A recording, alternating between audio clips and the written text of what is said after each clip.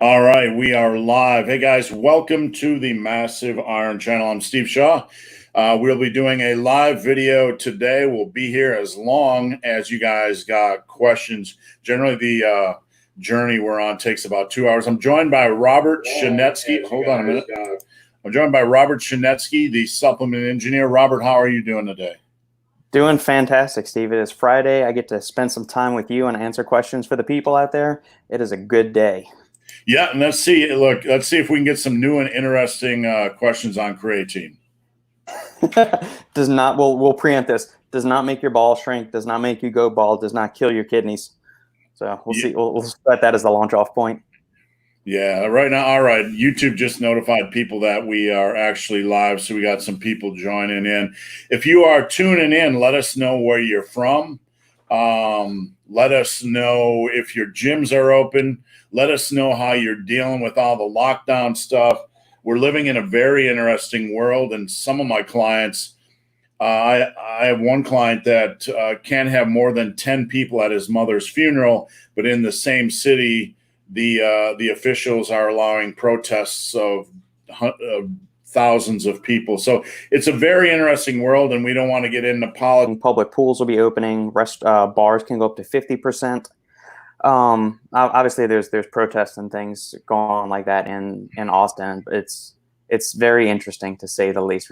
A month or two ago, we had protests for people to open up the economy. Then we had protests for people saying that they didn't want the economy to open. And now we've got, the current state of protests and the interactions with police and whatnot that are going on. It's a very strange, scary, troubling time. I think if there was just more compassion, understanding, and love in the world, that would solve a lot of our problems. Yeah, that's for sure. All right, guys, look, you can post up any questions: diet, training, nutrition, supplementation, power building, off topic. We don't care. Post them up. We will answer all your questions. Just some housekeeping stuff. Every time we do a video like this, somebody's question doesn't show up in the feed. I want to stress, we are not ignoring you if we do not see your question. If we do not see your question, keep posting it up. We will get to it, I promise. If you're coming late to the party and you're watching this after we're done, you can head over to our Instagrams, slide into our DMs with your question or questions. My Instagram is Ben the Barman, and yours, Robert, is The Supplement Engineer. Supplement Engineer.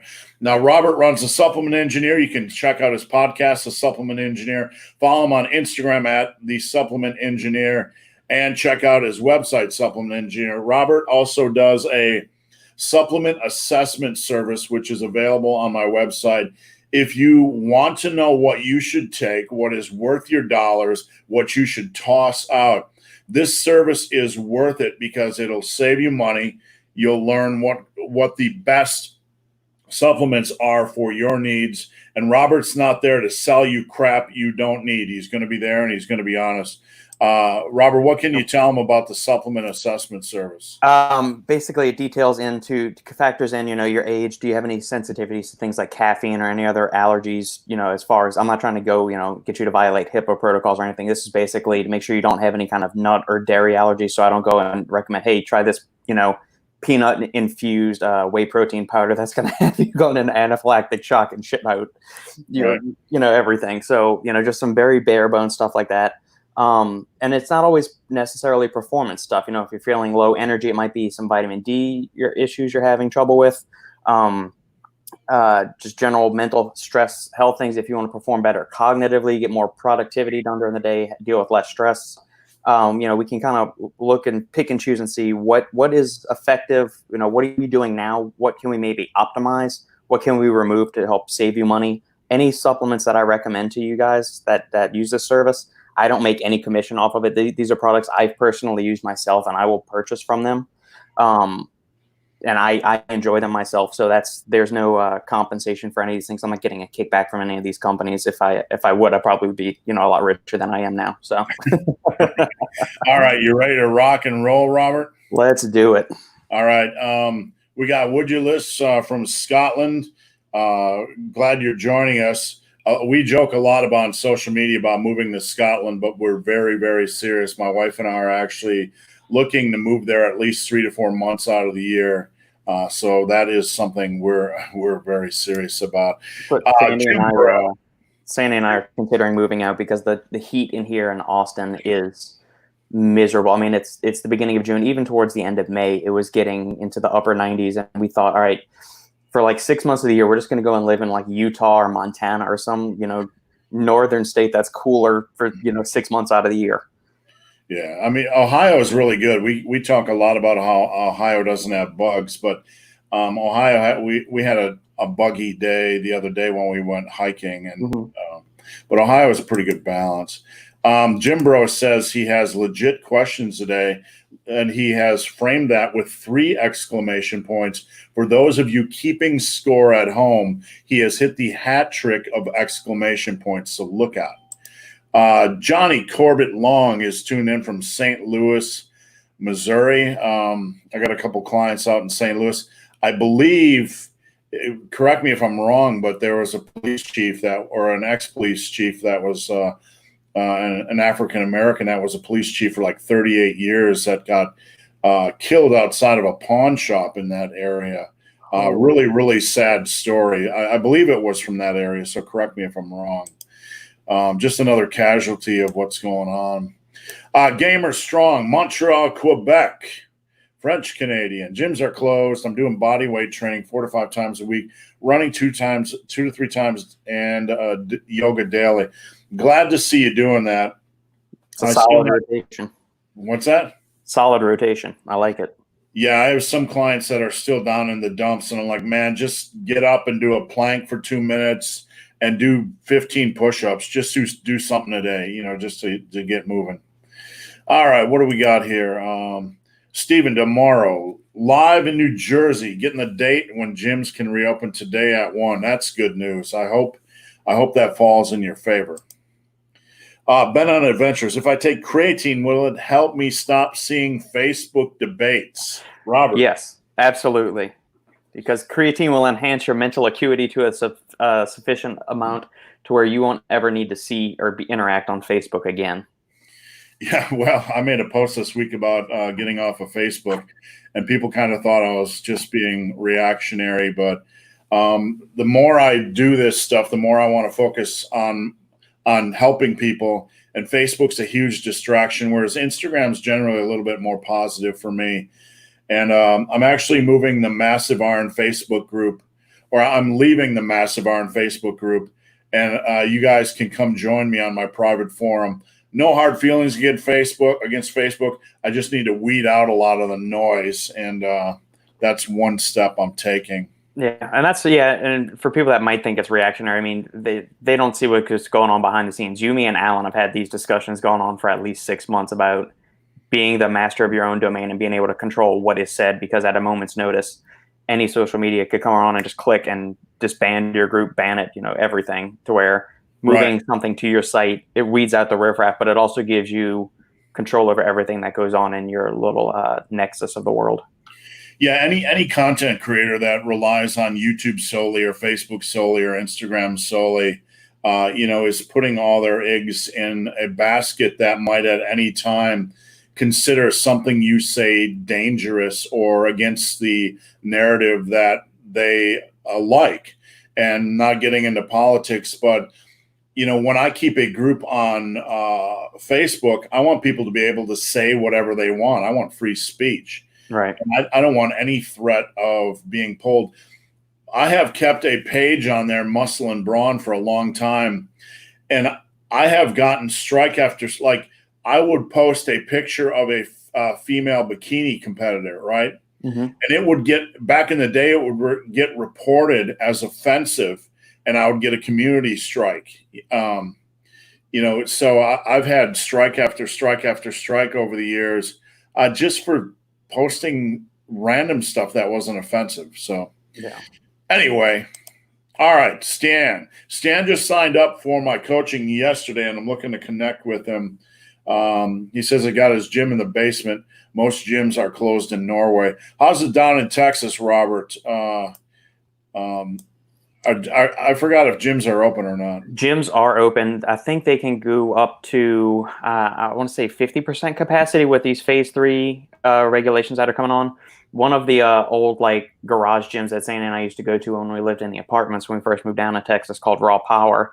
I'm fortunate, there's a Gold's gym like a stone's throw distance away, but we like the closer community atmosphere, like the family atmosphere of Raw Power. And it's good to see since they've reopened for 2 weeks now, their parking lot has been packed every single day.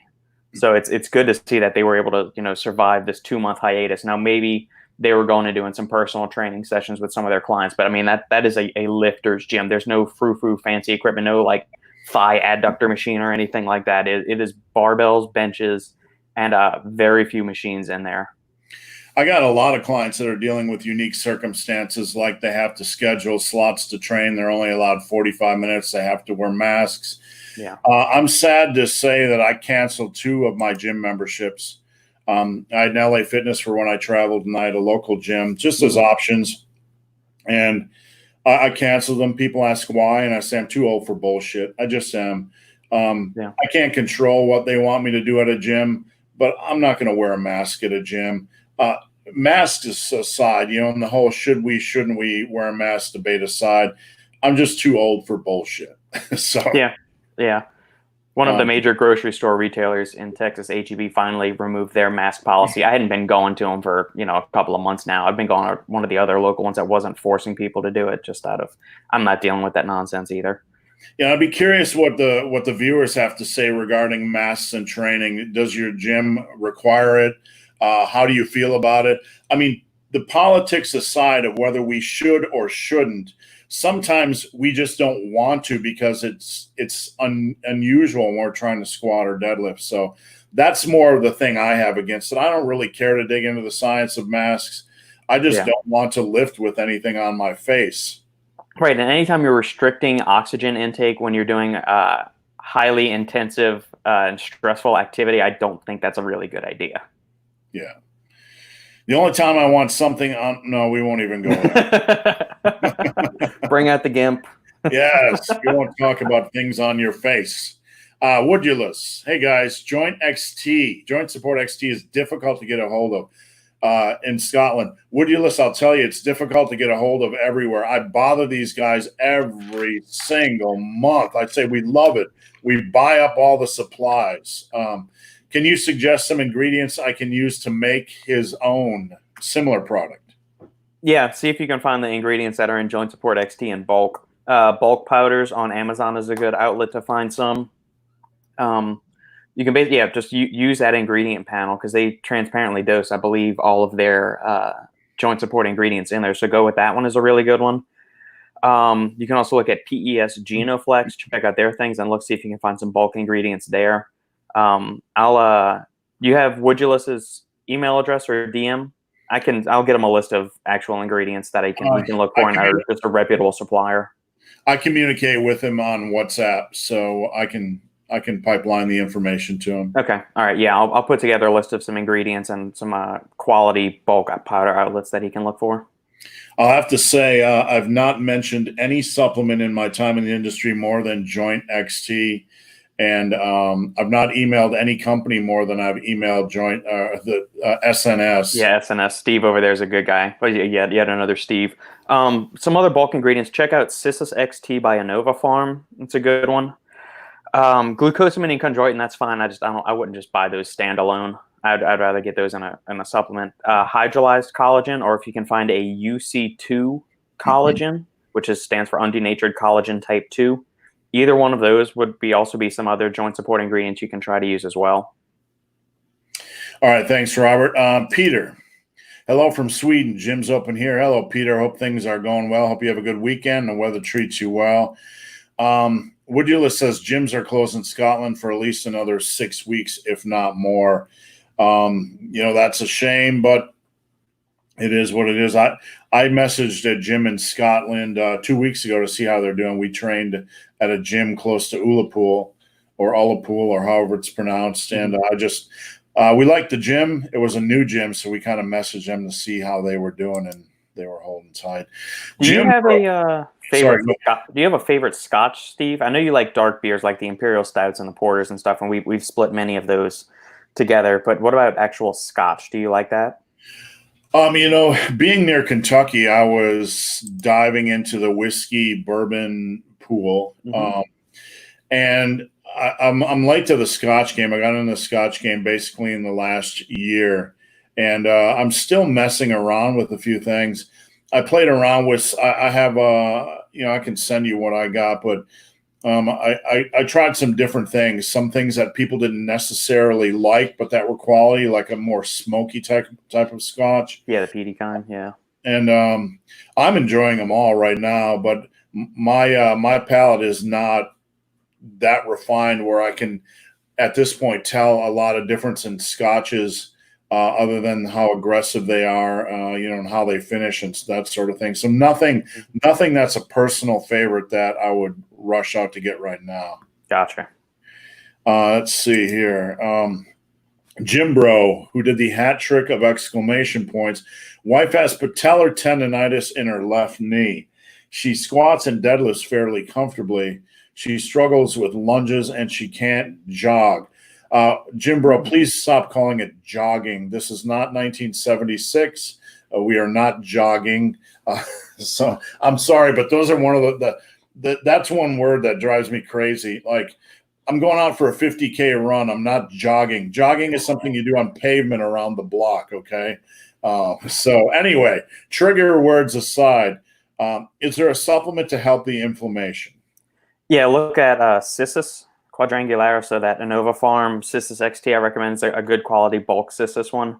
SNS actually makes a really good quality Cissus one too. You can also look at turmeric or curcumin supplements. The Long Vita form is a good one, or the Mariva brand is a good form of turmeric curcumin supplements. Those are two of the main anti-inflammatory ones I would look at. Also, high dose fish oil would be something to consider. 2 to 3 grams of a quality fish oil product per day would help as well. And then for lunges, tell her to lay off the front lunges, the forward lunges, or the walking lunges, and maybe focus more on reverse lunges and keeping a more vertical shin angle, which will prevent too much shear stress going forward on the knee. And Robert, speaking of trigger words, do you have any trigger words in the fitness and nutrition industry that make you twitch? Mine is just jogging, or when a 20-year-old man DMs me and says, "What's up, bro?" One for me, it's probably just the people that I'm with around here. Sandy's a teacher, so we're around a lot of women folk and whatnot. You hear that the toning, the sculpting. And when people have these misconceptions, these basic fundamental misconceptions about how food works in the body, and they say, "I'm cutting carbs," I'm just thinking, oh my God. Yeah. And then when somehow vegetables and fruit don't count as carbohydrates, but they are carbohydrates, that. Yeah, and that opens the door to the whole discussion. Like when people are like, "I'm on a diet and fruits and vegetables are free foods." Let's start with the fact that most people don't even know what a fruit and a vegetable is. Like corn is not a fruit or vegetable. Correct. Beans is not a fruit or vegetable. Peas is not a fruit or vegetable. Avocado is not a vegetable. When I tell people I eat a lot of fruits and vegetables, when I say the word fruit, everybody thinks strawberries and bananas and blueberries. No one knows that half the vegetables they're eating are actually fruits. Yeah. Oh, the topic of, you just brought up free foods. All right. So Sandy's mom has been on again, off again with Weight Watchers. I want to say basically since I've known Sandy, which is 2002. And when Weight Watchers released their most recent thing, and I think Alan did a rant about this maybe a year or two ago, the concept of free foods. And Sandy's mom was saying, "Oh, Greek yogurt is a free food. It's 0 points. I can eat as much of it as I want." I'm thinking, there's so much wrong with this picture. And she said, "Oh yeah, bananas are 0 points and I can eat this fruit and this vegetable is 0 points." I'm thinking, by the end of the day, you're going to eat like 4,000 calories and you're thinking you're going to have technically 0 points, but you're still not going to lose any weight because of that. I hate Weight Watchers. They're not committed to helping people lose weight. They're just committed to keeping customers leeching onto their system forever. Yeah, it's good that they promote, those types of food choices. But Yeah. as somebody like myself that coaches for a living, the devil is in the details. The people that aren't losing weight, I got to dig in and like, what foods are you eating that you're not listing? Yeah. And when you dig into that, you can usually find 200 to 400 calories a day of a few pretzels here, a few grapes there. So the concept of free food kind of goes against one of the major problems that people have when they're losing weight, and that is not tracking everything they put in their mouth. Yep. All right, let's get on, guys. Post your questions. Diet, training, nutrition, supplementation. Let's get rolling. Jack, ratio of vertical versus horizontal pulling movements when training back. Vertical pushing and pulling, as long as they're pretty even, I'm okay. There's not a lot of vertical pulling movements beyond lat pull downs, pull ups. You can do, a couple variations, similar variations to the lat pull down. Don't get too crazy with those, in my opinion. If I'm programming, as long as you got 6 sets of vertical pull and vertical push, 3 sets of a barbell overhead press, a dumbbell overhead press, maybe 3 sets of pull-ups, 3 sets of lat pull-downs, that's good enough. Robert, do you have any thoughts on that whole discussion? I think a general balance is really good just in between both of them. So, with the vertical, with the horizontal, because you're going to work different aspects of your back doing the different planes of motion. I want to say I've read, it was either Dr. John Russin's article did it or Ben Bruno, an old article there where they recommended like a 2-to-1 ratio of horizontal pulling to vertical pulling, just because if you overdo too much of the lats and you get really tightness in there, that can lead to some shoulder impingement, internal rotation of the shoulder. So if you're, a pull-up monkey like my brother is, you might develop some shoulder issues. But considering the pull-ups a compound movement and involves, the entire upper back and a bunch of other muscles, as long as you're not going AWOL and doing, 38 sets of pull-ups and 1 set of rows each week, I'm pretty sure you don't need to major in the minors. Keep everything in balance and moderation. And Robert, just for context, I released a video yesterday about the idea that you need twice as much horizontal or rowing than you need benching. And Jack, I don't want you to think I wasn't answering your question. I just didn't do so with clarity. What I was basically saying is, as long as you got 6 sets of vertical pulling, my horizontal pulling is going to be more than that, right? You're going to have dumbbell rows, some form of barbell row, maybe a seated cable row and a machine row. So your horizontal pulling should always be at least a little bit more than your vertical pulling. Let's put it that way. And your vertical pulling should probably be a hair more than your horizontal pressing. Keep it simple. Yep. Jim Bro, if I eat too much, then you get fat, Jim Bro. I have a gland right at the point of my chin, inside of the fulcrum of the jaw that swells up. Is there a reason for this? I don't know. Down there you'll get a gland that's swollen. Usually that happens. I know that'll happen to Sandy when she starts getting sick. So maybe there's some allergies or some kind of infection that you got going on there. All I know is when I eat too much or when I eat extra food, I experience bloating and swelling pretty much everywhere. So I'm not sure what glandular reaction you have. There is a gland up here. I forget what it's called. I'm not a glandular guy, so not sure on that one. Maybe go see an endocrinologist. Yeah, or just stop eating so much, you fat pig. He's a client. I'm just giving him a shit. Well, yeah, I know. Yeah, so Yanni, have you ever experienced a golfer's elbow, and how did you deal with it? Robert, have you ever dealt with elbow tendonitis? I did it maybe about 6 months ago. It wasn't anything major, but it was a constant irritation where I was starting to get in. It was just basically from doing too many pull-ups with poor form. I was bouncing out of the hole on them instead of just going real slow because I was trying to chase getting a certain amount on my first couple of sets. Because pull-ups are one of those moves that they're just always a pain in the ass for me to do. I've gotten stronger in them over the years, but it's like my first sets will be like 10 or 12 reps, and then like the third and fourth sets, it's like 6, 5, 3, and it tails off quickly. And I've always been trying to catch my younger brother on pull-ups, even though he's just built to do them, and he's a gymnast, so he can do them, you know, in his sleep. It boiled down to gripping the bar a little bit too tight, I think, and I had to play with my grip and you know, basically rotating which variations of pull-ups I was doing, and with the roses too. I started altering exercise order a little bit and giving myself a little bit more time off between some of the and rotating the intensities. But just time away and exercise variation, I would probably say, are the two biggest things. Yeah, and I got a couple videos on elbow tendonitis on this channel, and my opinion is not scientific, but it is something that I've seen over and over again. Regarding your question, I had it really bad in 97. I was about 11 years into lifting, and every time I would do a row or a press, it felt like my arm was going to rip right out at the elbow. And when I started using Versa grips in 2006, 2007, I noticed that over the course of 2 to 3 months, my elbow tendonitis, which was extremely brutal,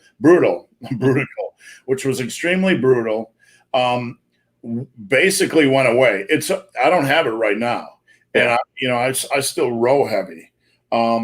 So I started advocating the use of Versa grips because I think we do so much grip work that it can really impact that area and aggravate that area. Yeah. And some people are against it. I don't want to make my grip weaker. Like, shut up.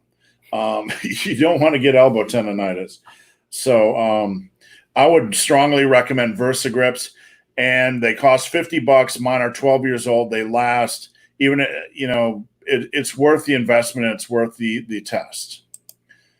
BenOnAdventures, thoughts on working up to a heavy single or keeping everything as straight sets? Thoughts on working up to a heavy single?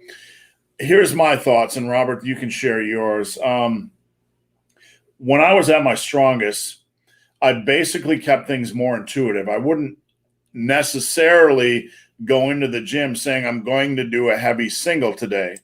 I would base it on how I felt physically and mentally. So I might do a heavy single. I might do a heavy double. I might do 2 sets of doubles. I might do a heavy triple. I might do a heavy 5 based on how my body feels. So that's kind of what I would do on squats and bench and deadlift every day. I would work up to that, and then I would drop down and do my volume. So I have no problem with doing heavy work, but I wouldn't box yourself in saying you have to do a heavy single. Keep it intuitive based on how you feel that day. Robert, any thoughts? Yeah, I would agree with that, and also insert the caveat that it kind of depends on your goal. So do you have a powerlifting goal? In that instance, then, testing your max or going up to a heavy single every now and then is, something beneficial. If you're somebody that's purely chasing after like general fitness or aesthetics, I don't really see the need to do it, and just, get a working, just keep everything as a straight working set. Get in your, working some 6 to 8 rep ranges, 8 to 10, 12 to 15, 15 to 20, and so on and so forth. And then add weight to those, because I think that'll have more benefit than just working up to a heavy single.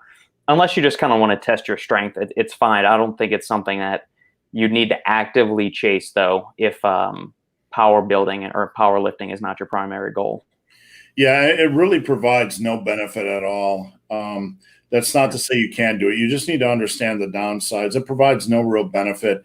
Once you get in the more late, intermediate, and advanced stages, yes, lower rep work can have benefits. Don't get me wrong, and I've talked about that a lot. But for most of us, the 95% of us out there who haven't built a substantial amount of strength already, there's no real benefit at all, and it just increases the injury potential for injury. Bench press is more forgiving for me when I do heavy singles, obviously, than squats and deadlifts. So do I recommend it on squats and deadlifts? Just know there are a lot of risks involved.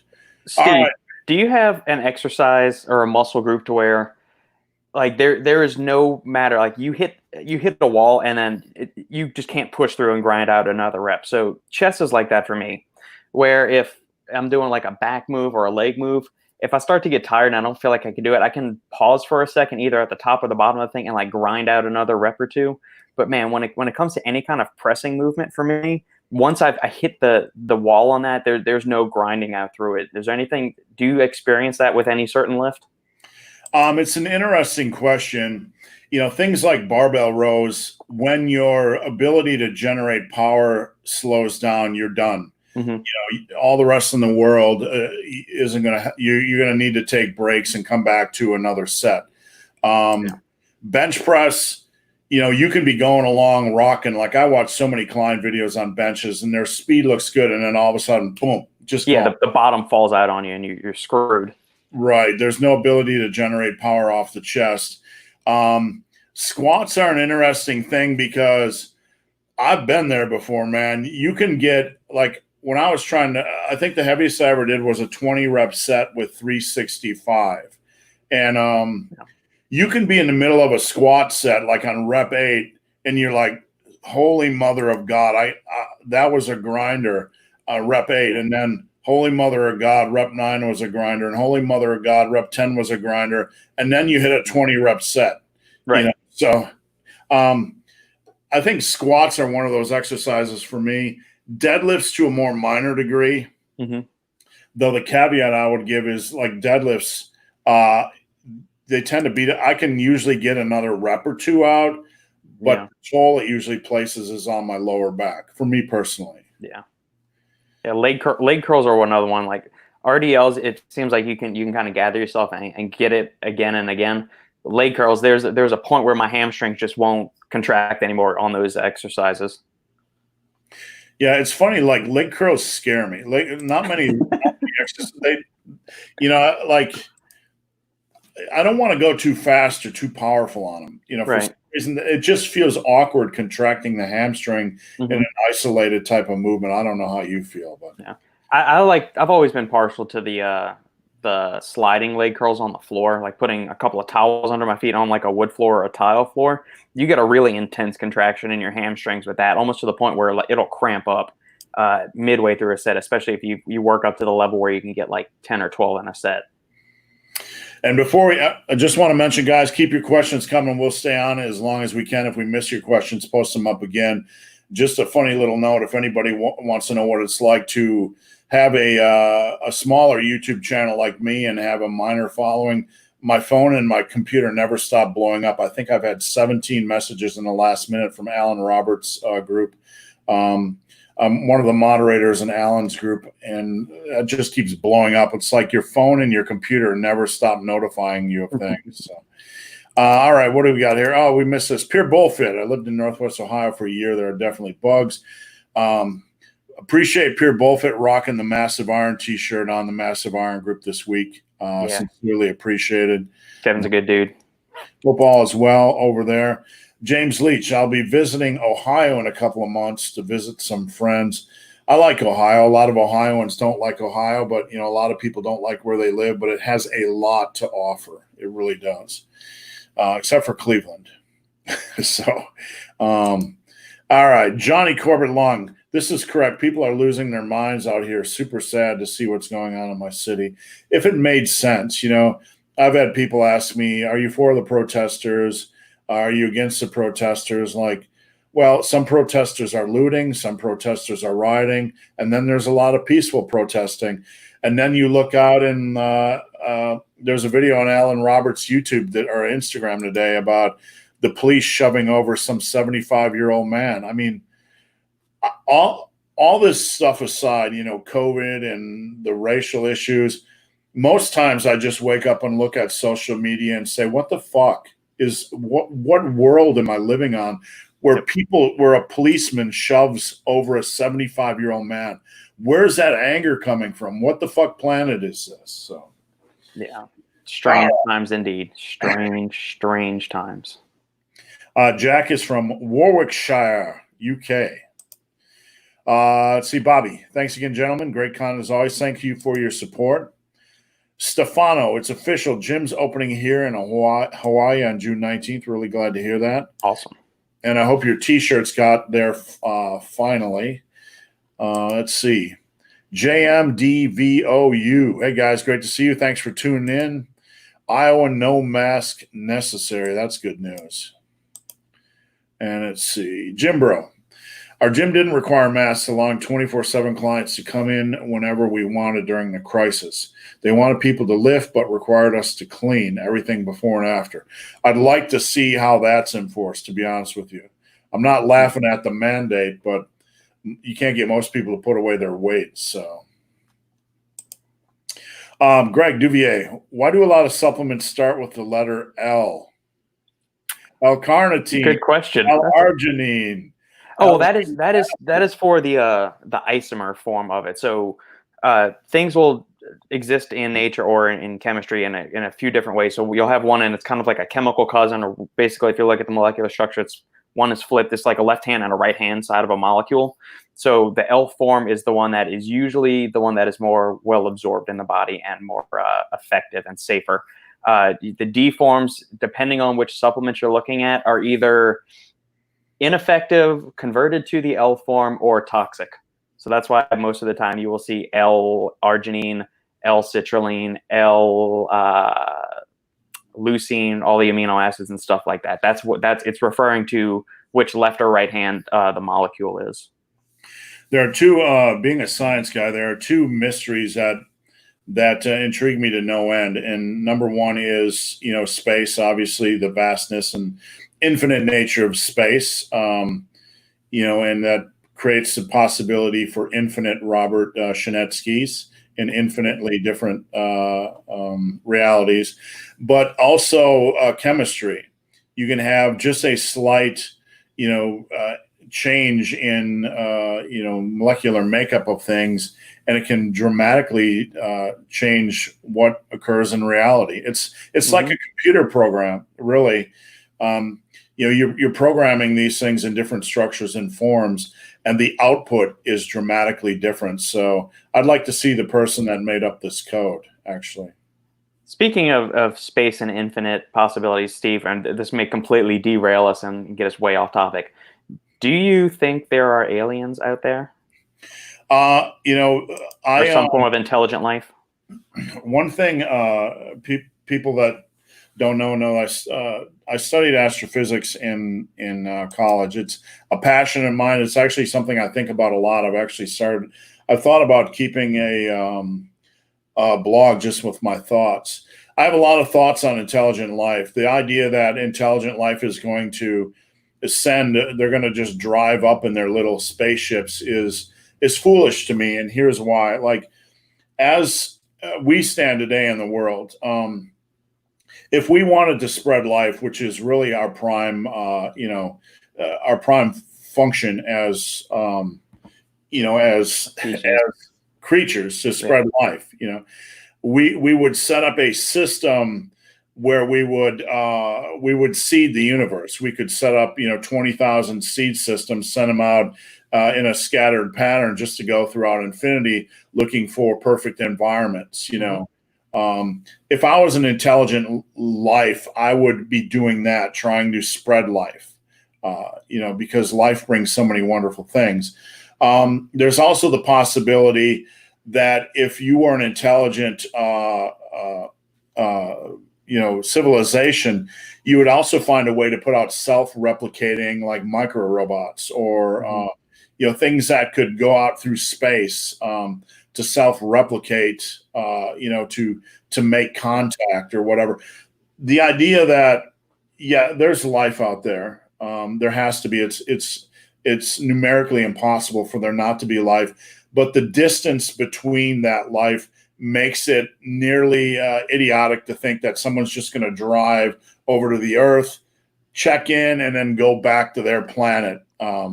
Right. Yeah, I'm much of the same mindset. The universe is way too massive and expansive for there not to be some other kind of life form out there that resembles intelligence, and the technology may just not exist yet in order to reach those other life forms. But I mean, I think it would be blind arrogance to just assume that we are the only intelligent species in the universe. The major challenge and the major formula when it comes to life is an intelligent civilization would need to find out how to transverse nearly at the speed of light, or go from point A to point B and then return. If they could Right. do that before they kill their own civilization, therein lies the rub. Therein lies the challenge. Yep. So mathematically, you would, if it is possible to travel faster than the speed of light, mathematically, there would be infinite civilizations that have done so. Because that would be the mathematics of infinity. So if that is the case, then there would be infinite civilizations that could have studied us or could have found us because they're traveling faster than the speed of light. In that case, why aren't they here, or have they been here? And that it begs the question, maybe it's not possible to go faster than the speed of light or go from point A to point B, because if it was, due to the nature of the size of the universe, we would probably have had contact already. So how's that? Love it. Love it. That's my theory. And you all can stick it where the sun doesn't shine if you don't like it. All right, Jackson, my gym has no pull-up bar, lat pull down. Are horizontal pulls enough, or should I buy a pull-up bar for my home? Any thoughts, Robert? I want to know what's up with this gym. How do they not have a pull-up bar? I mean, what about the power racks or the squat racks? Do they have a little bar at the top of the squat rack that you can get in there and do some pull-ups on? Or just put the safeties all the way to the top and then put a barbell in that, and you can do pull-ups on that. Anyway, but aside from that, yeah, definitely invest in a pull-up bar for your home. I mean, those things are $20 or $30 at most, and you'll get a lot of life out of them. The one we have is 10 years old, and it still works just as well. Yeah, I mean, if your gym has no pull-up bar or lat pull down, that's pretty crazy. But you got to work with what you can. Yep. You can do some exercises. There are a lot of creative exercises to work your lats that you could possibly do at the gym. But to answer your question, I would buy a pull-up bar, and I'd probably do pull-ups 3 times a week. Get your pull-ups strong. DL, back in work here in Ireland. Nobody wearing masks on the construction site. Back since the 18. Takes a while to get back into it after 2 months. Yeah, man, just ease into things. That's I can't stress that enough. Agreed. James Leach. Yo, what's up? I'm 39. Yo, what's up, James? I'm 52. Now, James is on the Massive Iron Group, I believe. So James is a good guy. Awesome. So, all right, what do we got here? Jim Bro, what's up, bro? Let's grab go a Herbalife shake. Then grab a Herbalife shake with extra creatine and BCAAs right after we don't miss our anabolic window. Yeah. One thing that disappoints me here, Robert, is the use of the possessive apostrophe when it's not needed. If S is part of the acronym, then it would be appropriate to use an apostrophe capital S. But anyway. Yeah, it should just be BCAA, just a little S, no apostrophe in there. But that's a common thing. You'll even see that mistake on supplement companies' websites. I'm not going to fault Jim Bro here. You've got enough moronic company owners that don't even understand how basic English works. I will, Robert, because he's an educator, and I'm trying to help him help our future. So, all right. All right, enough horseshit. Parotid gland, is that what it's called? Parotid gland, yeah. Parotid, okay. Sounds good to me. I'm glad somebody's more intelligent than us. Thank you. On another note, I want to throw in one or the things that annoys me, guys who bring tubs of mass gainer to the gym. Robert, does that bother you? Yeah, I'm just wondering why the hell they're lugging that giant tub in there instead of just leaving it in their car or something. I mean, if the gym is selling like mass gainer shakes, it makes sense for them to have the tub there, but I don't understand the purpose. I don't see the need for needing to bring the tub in there with you. You could just leave it in your car, and if you want to put some water in your shaker cup, then you got your car. You can just put it in there. There's no purpose in bringing it into the gym with you. At least I don't see one. The only tub that makes sense to bring into the gym is like a pre-workout, Yeah. I always keep a pre-workout in my gym bag, but if somebody's toting in like a 2 or 5 gallon thing of protein into the gym, now's not the time to be, really downing intra-workout protein. So it doesn't make sense. Close versus wide squats for powerlifting. That depends on the individual. When you're coaching somebody in squats, You have to get them into the gym and teach them the basics, teach them the basic fundamentals. And then you adjust things based on what you're seeing.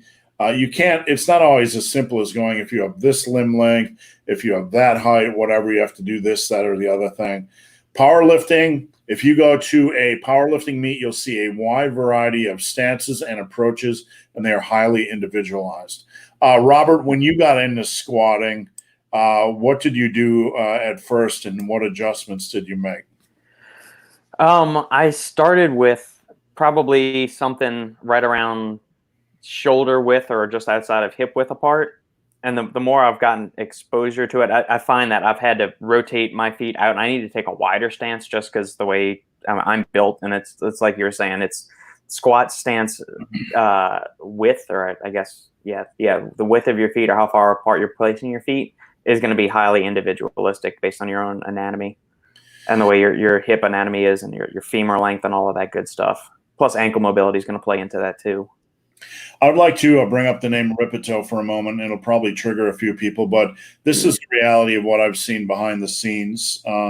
As someone that has been to powerlifting meets, competed in some of the top powerlifting meets in the world, coached people at some of the biggest meets in the United States, and interacted with a lot of powerlifters that people know, from Pete Rubish to, competed with Paul Carter, the Lilla Bridges, all those kind of guys, Jonathan Bird,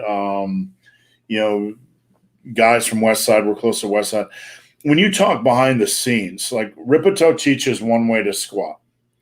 That's fact. That's not speculation. And when you go and talk with powerlifters or listen to powerlifters, this is not my opinion. This is what is taking place. They find it laughable. To almost a man, they find the notion that there's only one way to squat laughable.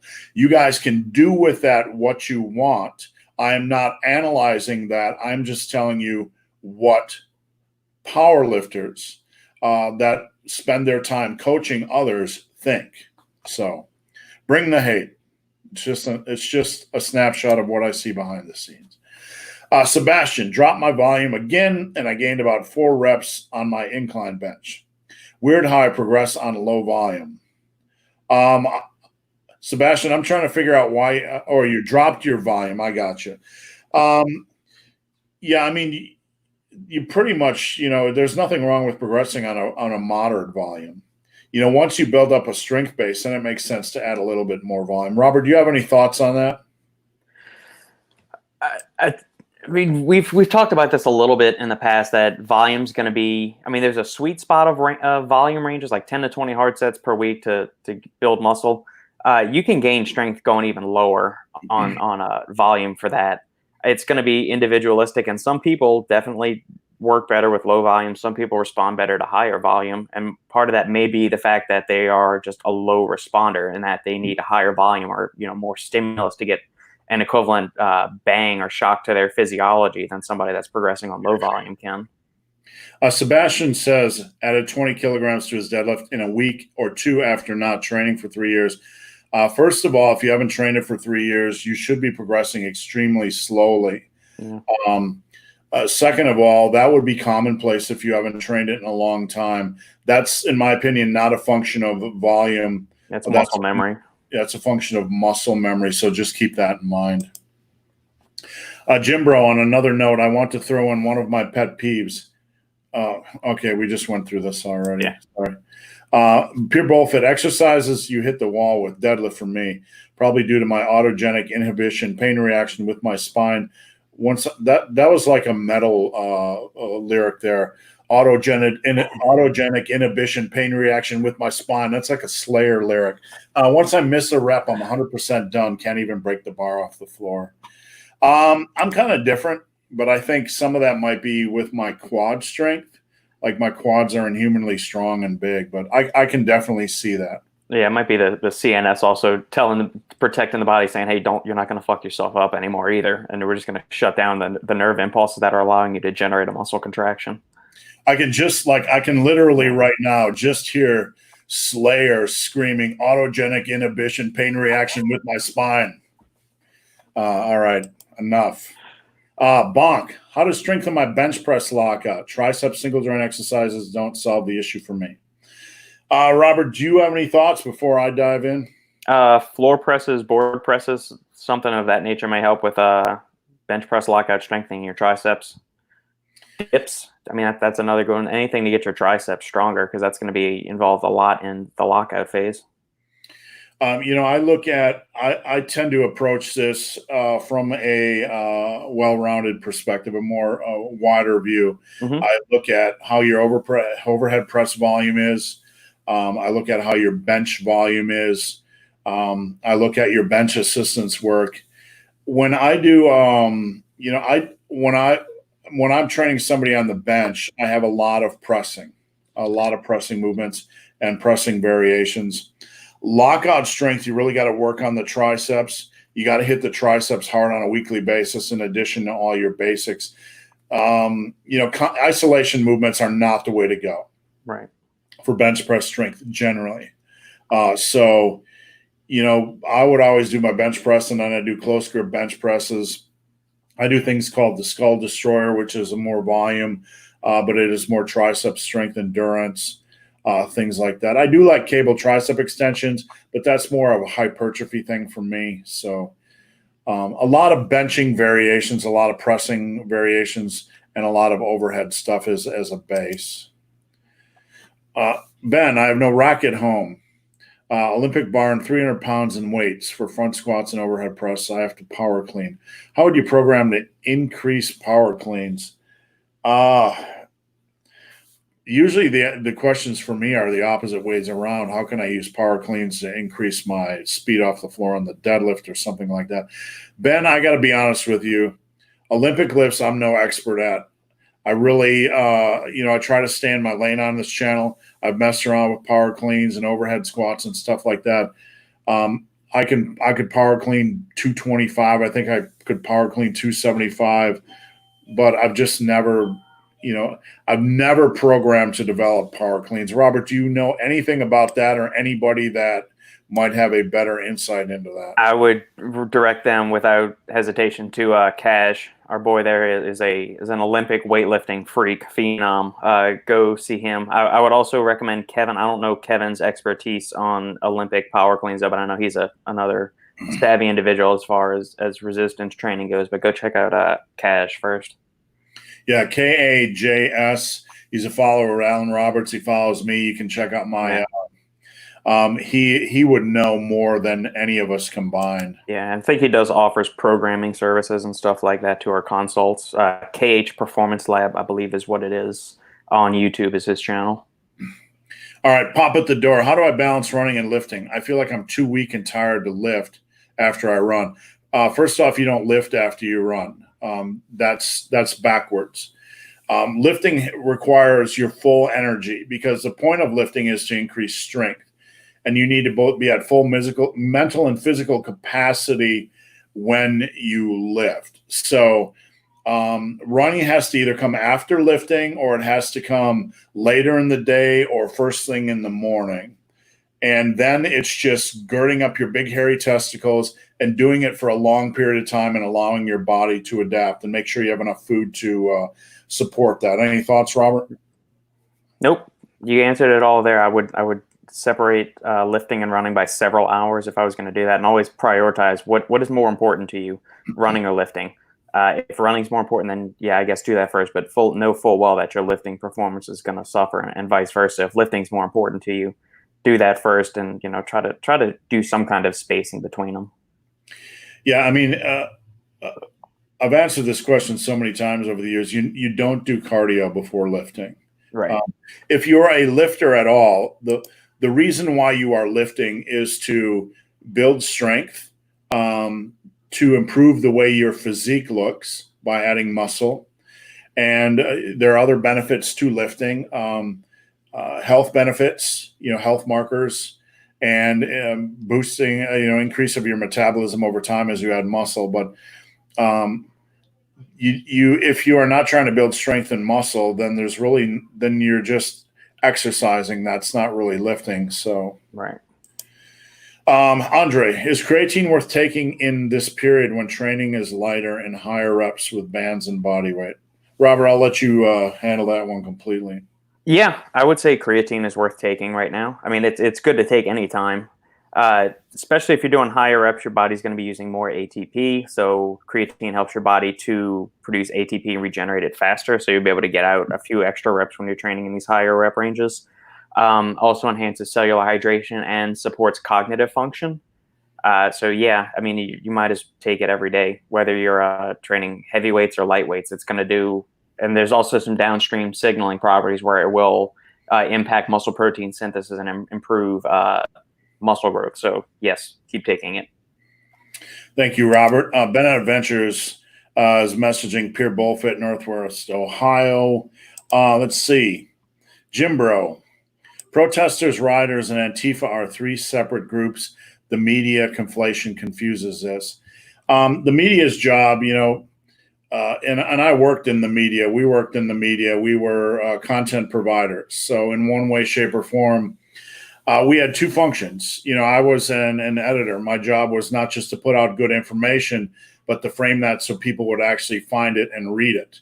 But there's also sensationalism, the choice of specific words that that can be used or manipulated or might not be the correct word to get people to click through or to read headlines. And it's a very complex subject in anything in life. And I talk about this over and over again. When we boil down complex subjects into, either or very simplistic equations, we're not doing justice to anything really.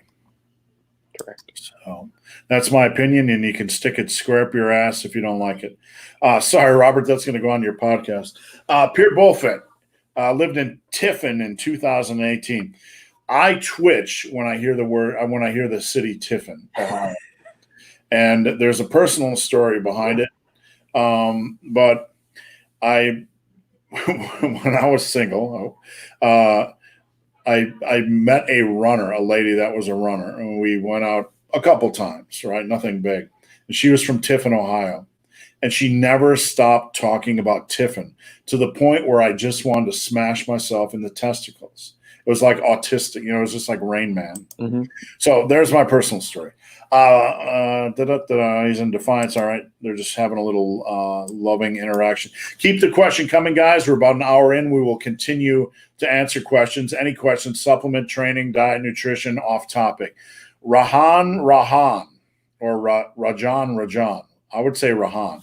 Hey, big, hairy, ugly dude. Can whey protein cause health issues and long-term usage more than 10 years? No. Robert? To my knowledge, as long as you don't have any dairy allergies or anything, it shouldn't have any kind of adverse. I mean, it's whey protein is processed, dehydrated, glorified, refined, dry milk powder. So, I mean, that's basically what it is. So, yeah, you don't have anything to worry about. Whey protein's been fairly extensively studied, and it's been proven to be safe and effective. So, yeah, there's nothing magical about whey protein. It's an easily digestible, affordable, convenient, delicious tasting source of protein. I think the key thing for me when I look at proteins is what are they adding, for the flavorings and things like that. Mm-hmm. Are they spiking it with stuff? But that's back in the day, Robert, there was some discussion to be had, and I'm not sure if you've come across this at all. And it's certainly something I've always found interesting, but I couldn't find any scientific backing to. Mm-hmm.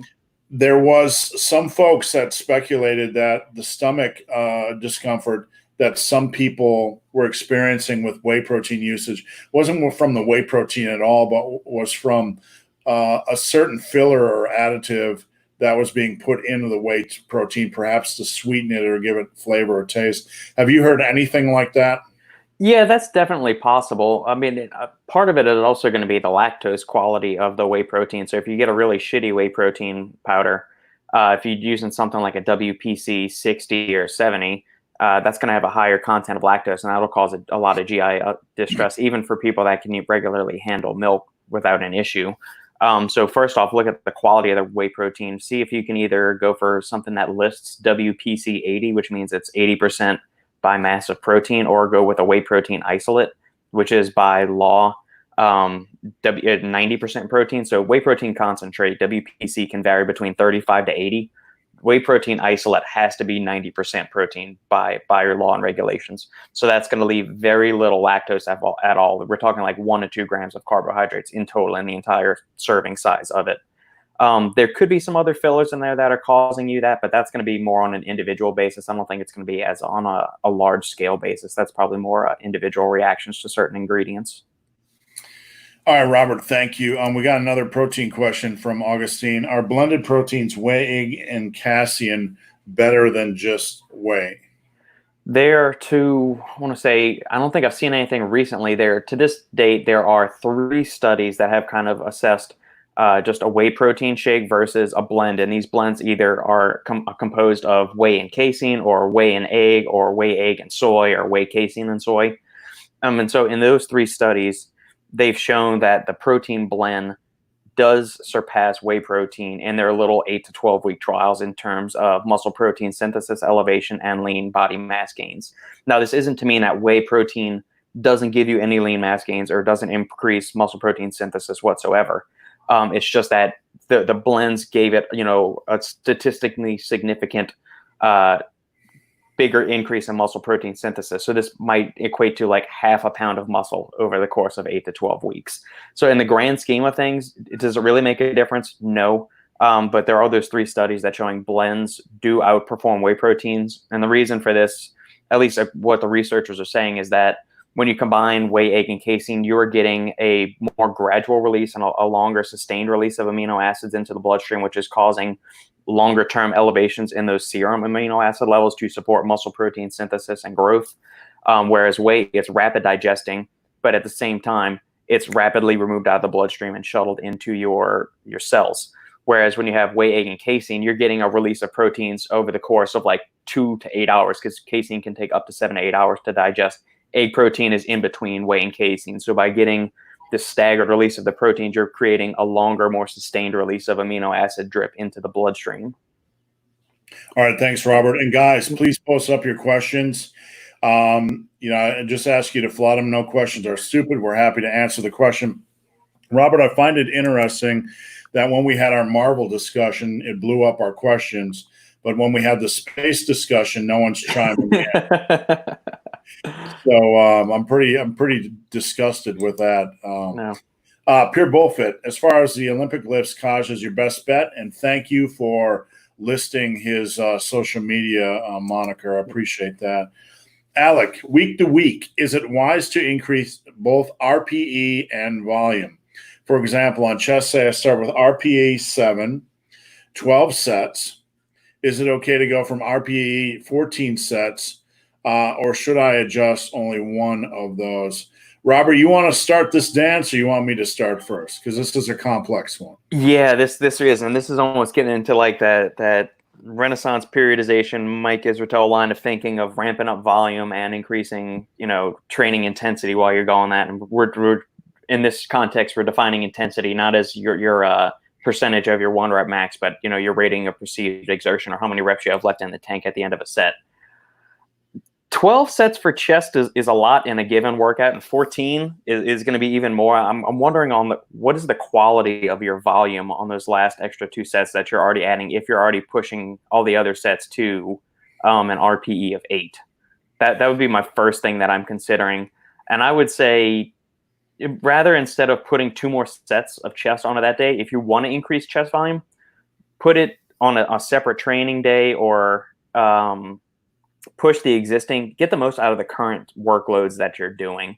I personally, just for me training, I have a hard time doing something only to like a 6 or a 7 RPE. I like to get to that red line area where it's like a 8.5, 9, or 10, where I'm on that final 7 exercise, I'm pushing to failure. I've never been good about just going easy on those initial sets. I like to push myself and feel like I'm, getting something on, or else it doesn't feel like I'm working hard enough in a given training session. A lot of times with programming, we're just pushing numbers around the, around the piece of paper. It's very, very complex. when I'm going to look at that, first and foremost, I want to know what your progression approach is long term, because this is showing 2 weeks. Is it wise to do anything over the course of 2 weeks? Anything can be done in the context of proper programming. Let's put it that way. Yep. So there's way too many variables to say, can your specific example be done? Yes. Can it be done ad infinitum? There's going to be an endpoint. You can't both increase volume and intensity, for a very long period of time. You can't. The next stage would be to go RPE 9, and I don't even think you could go RPE 9 with 14 sets without putting a lot of strain on your body, unnecessary. So you would have to look at the context of the periodization, the context of the programming, but something like this has a very limited window. You can't, like, when you start talking about RPE 4 or 5 or 6, it's so vaporous to me. It's like so netherous. You're just guessing, really. Yeah. So 7 and 8 and 9 are kind of the sweet spot where it makes sense for me mentally. Robert, do you find that the same way? I mean, does anybody really try to aim for RPE 4, 5, or 6 with really knowing what it is? No, and I think they've also done some research. I think it was Eric Helms, and it might have been a part of his PhD study that did that. But they had people load up a given weight, and they said, all right, here, load up your 10 rep max. And the people's assessment of how close they were pushing to failure in their RPE, some people were getting 19 reps using a weight that they thought they could only do for 10. So I would also question, how good of a grasp does an individual have on their RPE? They might say they're training at an RPE 7, but it might actually be, in reality, they could probably maybe get, an extra 5 or 6 reps instead of only like 2 or 3.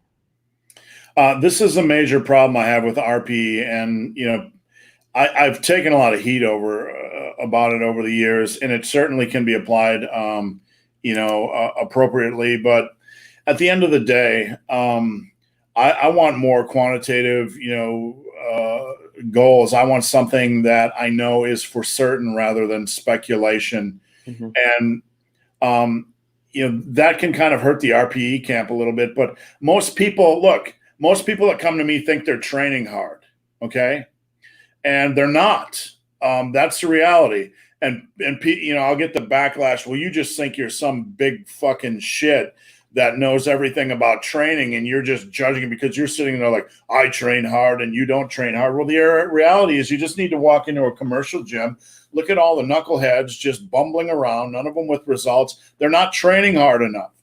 So you take that pool and then you tell them to tell you how hard they're training. It's a recipe for disaster for the average person. So that's why for the average person that comes to me with an RPE question, I got to dig deep under the engine and make sure you know how to drive before we start, trying to, do all these complicated, anyway. Yeah, that's why I always liked your make every set count philosophy that you've done, so many videos on and talked about over the years. That's a mindset I've always had, just even go back to, Taekwondo days and stuff like that. It's just push until you really can't do it anymore, then recover, go at it again. There are some things we know, Robert, from a scientific standpoint, like nutrition. If you tell people to estimate their calories, they underestimate their intake. Right. If you tell people to estimate their intelligence, the people that are less intelligent overinflate their intelligence. Yeah. So guessing at how good we are at something can be complicated. You just need to know that when you're using that system so you can be fair and use that system properly. Correct. Herman, if you aren't going to load the barbell with more than 250 pounds, how important is barbell quality? That's a very good question. The only time I've ever seen issues with barbells is when people are like I've done it over the years. I've made mistakes, rack pulling. and bending barbells and things like this. If you're going to do anything that's going to lead to the bending of the barbell, then quality matters. But you probably shouldn't be doing that stuff at all. If you aren't going to load the barbell with more than 250 pounds, how important is barbell quality? Well, I've had really expensive barbells over the years. Right now, I got one sitting 5 feet from me that I bought on Amazon for $99, and it's going to handle all the weight I can give it. So I will say the barbell I have here, and Robert, I'd like your opinion. Sometimes when I go to Gold's Gym or some of these gyms, the barbells there are shittier quality than the cheapest ones I can find. Yeah. So I would say, to answer his question, the average quality barbell at an average commercial gym is probably right in the midst of the question he's asking about. It's probably the lowest quality. Any thought? Yeah. When we first moved down to Texas, our apartment complex had partnered with Anytime Fitness to give like a free 1-year membership because they were doing renovations to the gym that was there in the apartments. And this was before we moved into that little or we started going to that powerlifting gym that I had told you about earlier. And man, the barbells they had at the Anytime Fitness were so shitty. They had some kind of like lacquer coating on it to where like deadlifting off the floor, your hands just slipped off because you could not grip it at all. I mean, it was some kind of coated barbell. I don't know what the fuck they were using it for. But I mean, there was not. I even went over to ask the gym owner. I said, "Is it okay to deadlift in here?" Because there was no deadlift platform. They had these coated barbells, and he said, "Oh yeah, just fine. Just pick it up off the floor, and you can drop it if you want to, and all that." I thought, but yeah, you got to be careful with some of these big box gyms. It's really shitty gym equipment. A lot of people, blow smoke and attack the CrossFit gyms. I would say overall they have those gyms and powerlifting or hardcore gyms generally have the best barbells. They're usually using the Rogue ones, probably at the CrossFit gyms. That's why. Yeah, and the average commercial gym probably has the lowest quality. You're not really going to have any issues loading 250 pounds on there. If you do, it's because of some inherent flaw in manufacturing defect. Right. Pure Bullfit, I'd love to hear that story sometime. I already let it out of the bag, so sorry. All right. DL, what's the best form of plant-based protein? I would say the difficulty with a lot of plant protein sources is that they're incomplete protein, so they're lacking or deficient in one or more of the essential amino acids, which is why you see a lot of the times with protein supplements, they'll combine a bunch of different plant proteins together. So you'll have like a quinoa protein coupled with a brown rice protein with a soy protein and hemp seeds and all of that other good stuff. If I had to pick just one, I would probably say pea protein because it is a whole it's a complete protein source, so it's got all of the essential amino acids. And there's 1 or 2 studies comparing pea protein away and showing that they are on equivalent terms in terms of supporting muscle building and muscle protein synthesis and growth at the end of a 12-week resistance training period.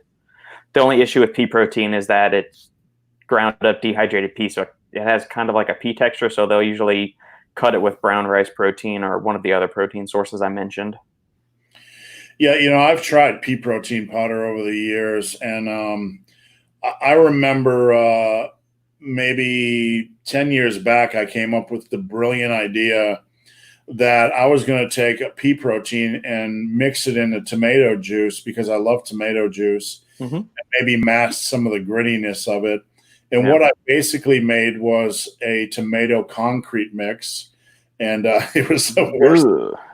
It was the worst thing in the world. So, it's got a very gritty, earthy kind of texture, and that's why they usually cut it with some other things, and also add some usually like MCT oil cream or things like that to give it a more pleasing palate texture. One thing I'm excited about is, with the greater focus on veganism and vegetarianism, is that maybe we can that will lead to some science that improves the quality of some of these other options, because for a long time they were just secondary options, and it was like, okay, you're vegan or vegetarian, you just kind of have to take this like a man or a woman because it's the best we can do.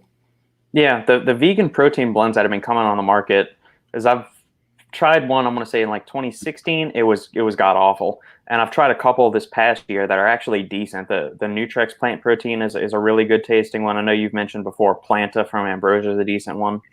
Morphogen Nutrition just released their Vegagen, which is a vegan protein, which is their stuff they usually release there is really flavored well. So I would assume, I haven't tasted it personally, but knowing the quality that Ben does with his products over there, I can only imagine that they're very well tasting.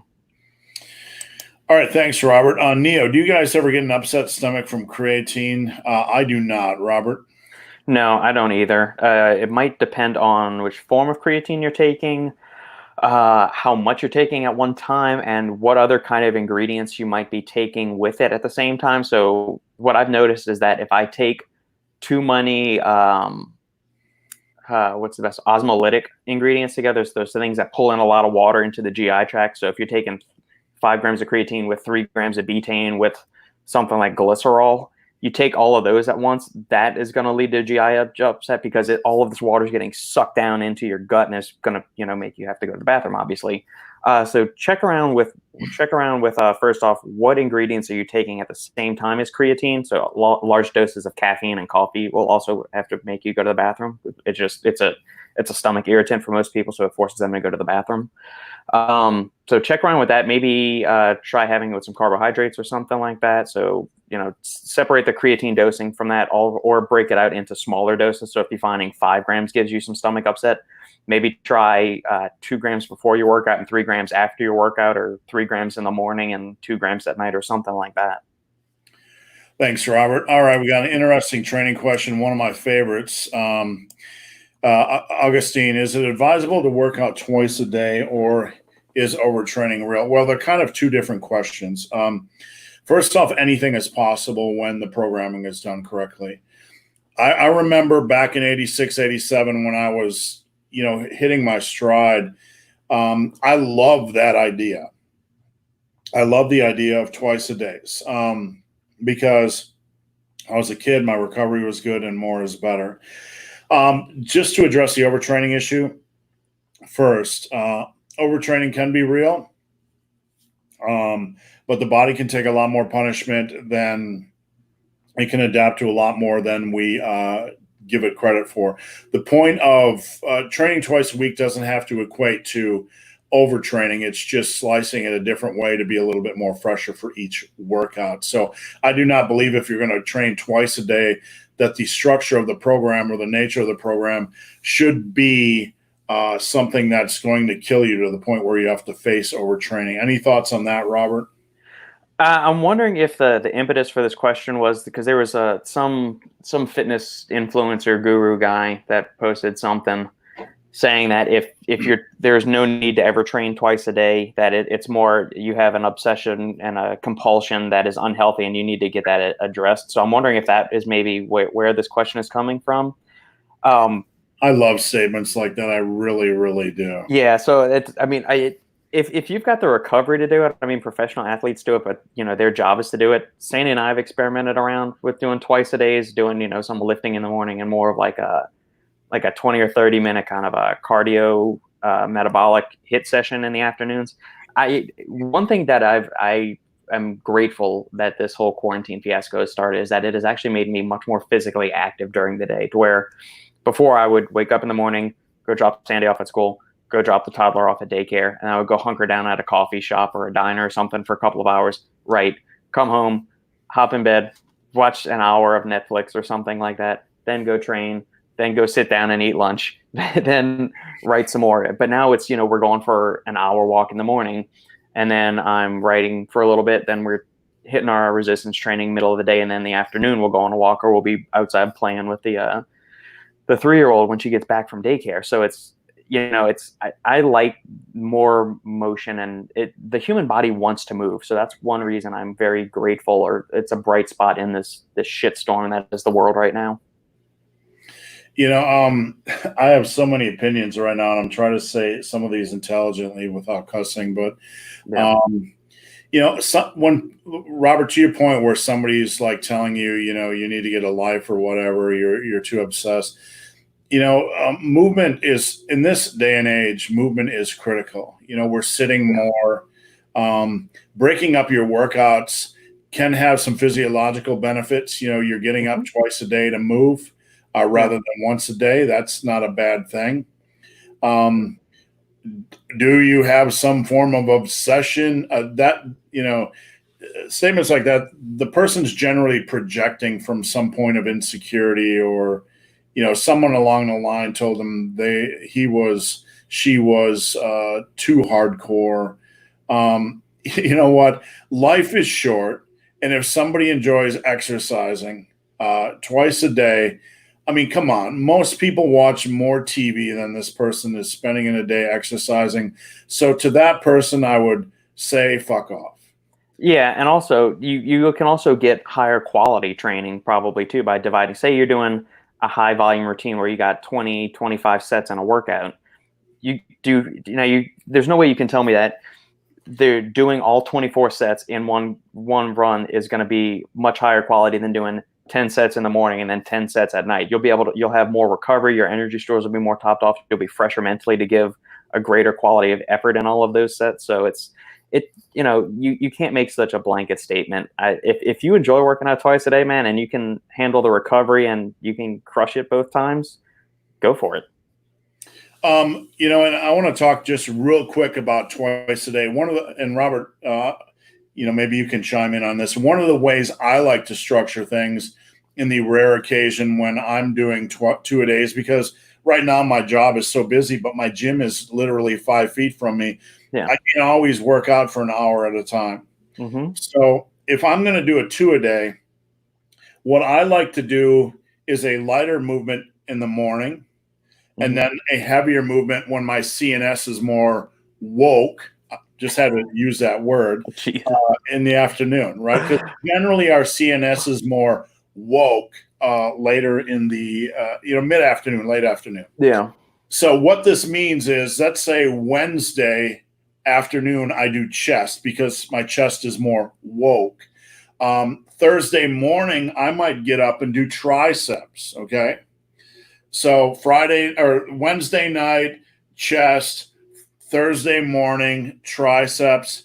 Thursday afternoon, back. Friday morning, biceps. That's kind of how I like to do it.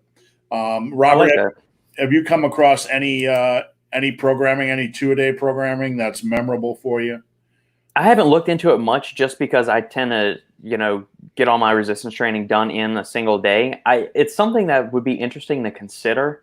And I would be curious to try it. I like how you're laying it out, because you're actually giving yourself, you're not doing like back at 8 a.m. and then biceps at 3 p.m. in the afternoon or something. You're giving yourself like that whole night to recover and everything. So I actually like that rotation a lot that you did. And so I guess you would do quads in one afternoon and then you do hamstrings the following morning or something.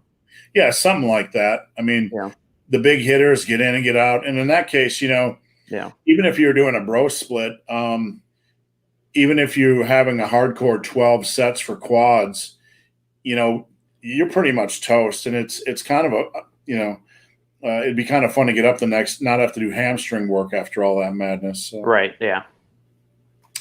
All right, Robert, you doing okay on time? Oh yeah, man. I'm good. We're here for the people. Frank, how hard is it to gain muscle on a carnivore diet? Robert, I'll let you go with that one. There's a lot of things going through my brain right now. My first question is, why would you want to eat only meat?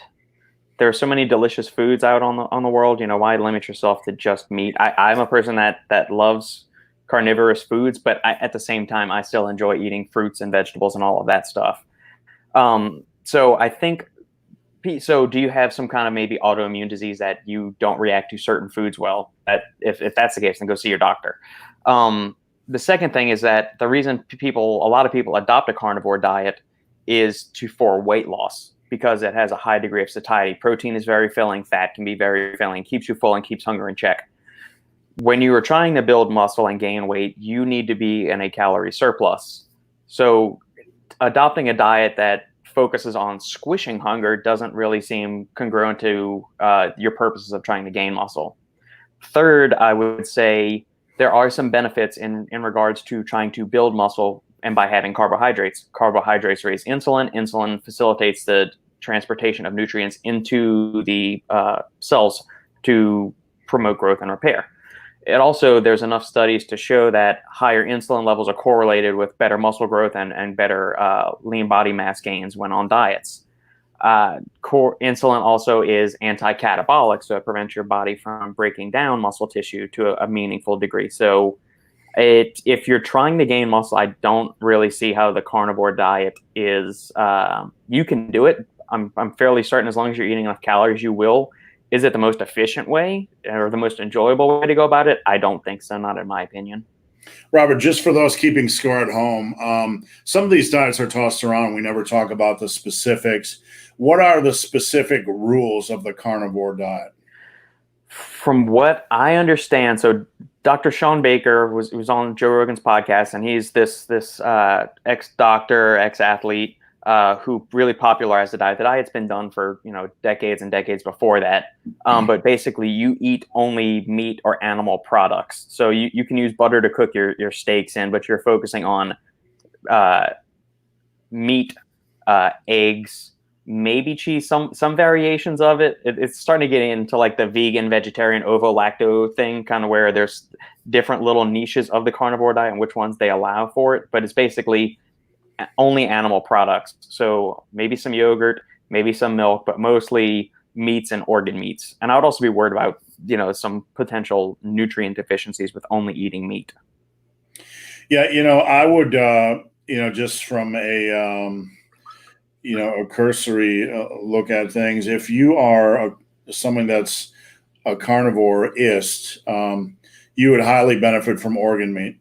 Yep. And if you are not doing organ meat, then I would kind of wonder, if it's the best dietary choice. And I'd like to hear other people's opinions, but obviously the organ meat is the stuff that is loaded with the most micronutrients and general nutrition. So I'd like to hear what everybody thinks on that one. Yeah. Vitamin C is going to be very difficult to get on a carnivore diet because it's not very prevalent in meat at all. It's one of the most powerful antioxidants in the body. And you can get it by eating certain organ meats, but if you're only eating like ribeyes every day, it might be a little difficult to get that. I'd like to hear your thoughts, Robert. And guys, we're going to get to everybody's questions, so just hang tough and keep posting your questions. And I appreciate everybody's patience. But Robert, why do you think in general, people move to restrictive diets like this? Is it that they want to feel part of something like there's a lot of scientific validity to feeling like you're a part of a clan. It's ingrained in the human, psyche, the way we are, feeling part of something. Yeah, we're social creatures, which is so weird that social distancing is a thing. It seems to, be the direct antithesis to our existence as a species, or a core principle of our livelihoods.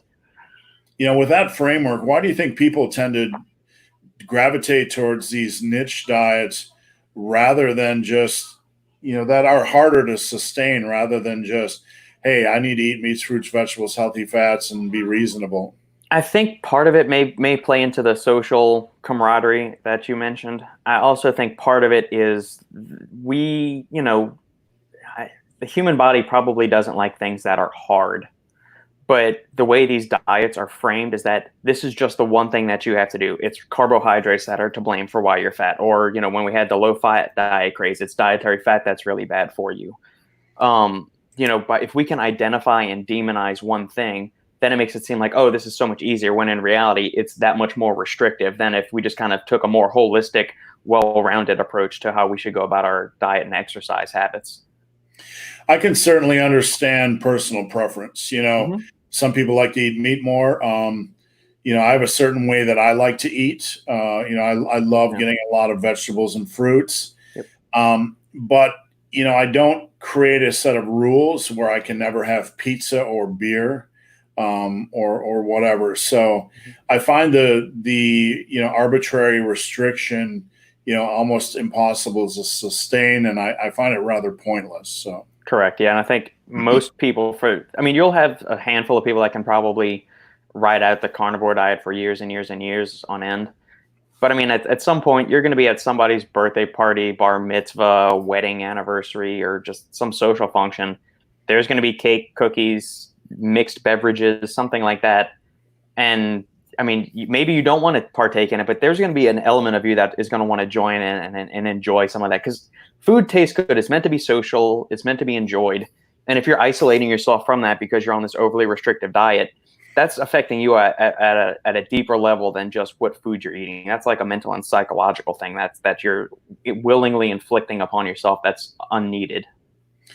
I keep a pretty substantial client base, usually 65 to 70 clients at a time. And at times I've had somebody that was very, very strict with a carnivore or very, very strict with a low carb.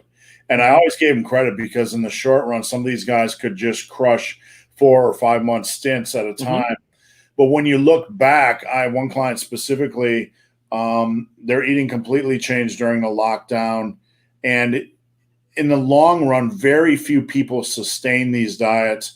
So under that lens, you kind of have to ask yourself, why? I mean, in the short run, yes. The short run, I can see the value. But if you're getting all fanatical about it, and then most people don't sustain it in the long run, the fanaticism is a little bit of a reach. You know? All right. Rock Your Joshua. Nice name. Is L-citrulline malate with a 3-to-1 ratio better than regular L-citrulline and regular citrulline malate, or is it simply a labeling difference? No, there's different forms of citrulline. So way back, 15, 20 years ago, citrulline malate was actually a bonded compound. So they bonded at a molecular level citrulline to malic acid or malate, which is an organic acid that's found in apples and fruit and some other foods. But now, the second that you put citrulline malate in water, it immediately breaks apart. And so you just get citrulline and malate just floating around in water.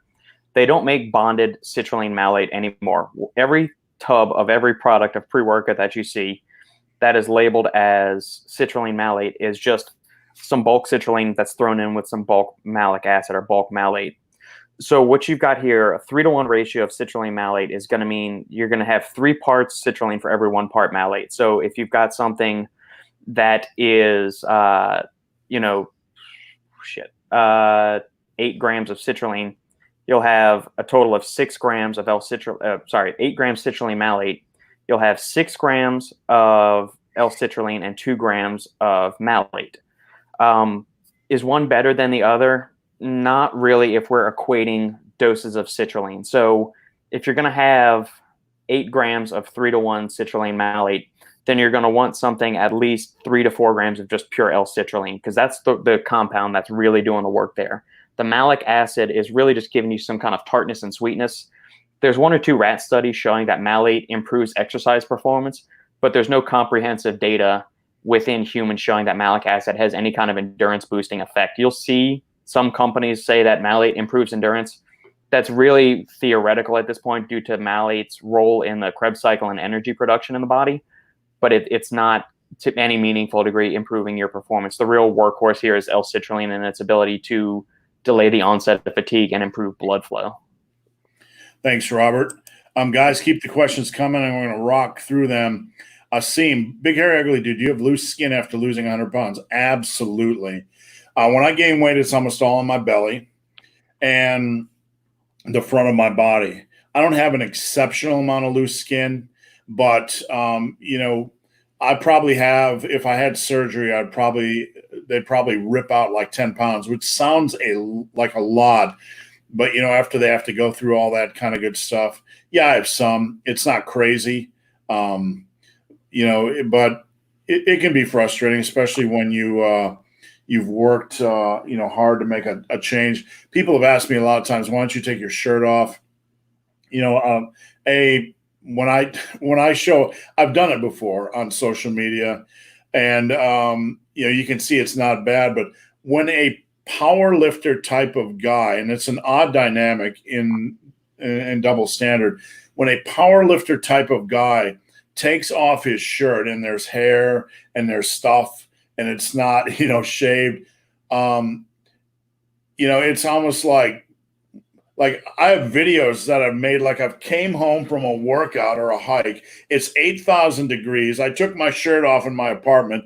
I'm sitting on my couch like we are now, and I make a video, and you can just see me from here up. And half the comments are like, put your shirt on, you fat ass.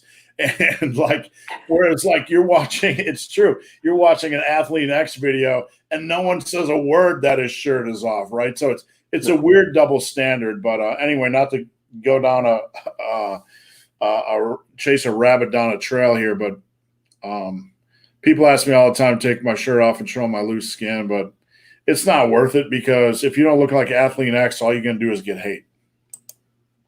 All right, Stephen Damaro, opinions on artificial sweeteners. All day, every day, twice on Sundays. Twice on Artificial sweeteners, there's a lot of misinformation and fear mongering put out by them. A lot of that comes from the paleo community and whatnot.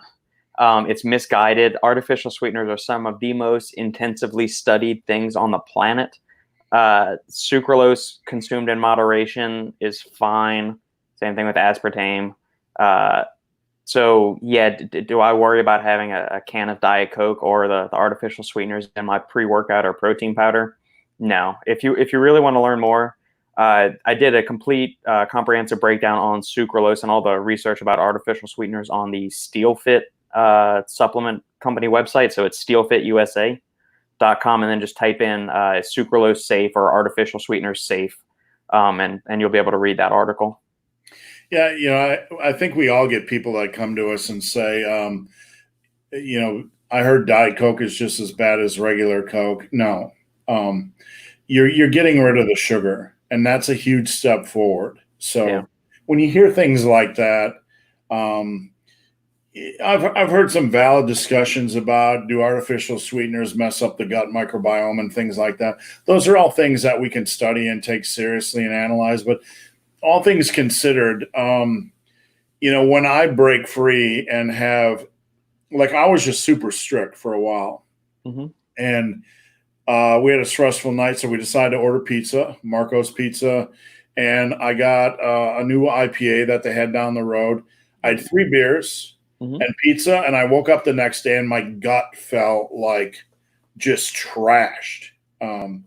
So, the thoughts about the gut microbiome and artificial sweeteners, I think really as long as you're eating relatively healthy, it's not going to be a major issue as long as you're not abusing them. Any thoughts on that topic?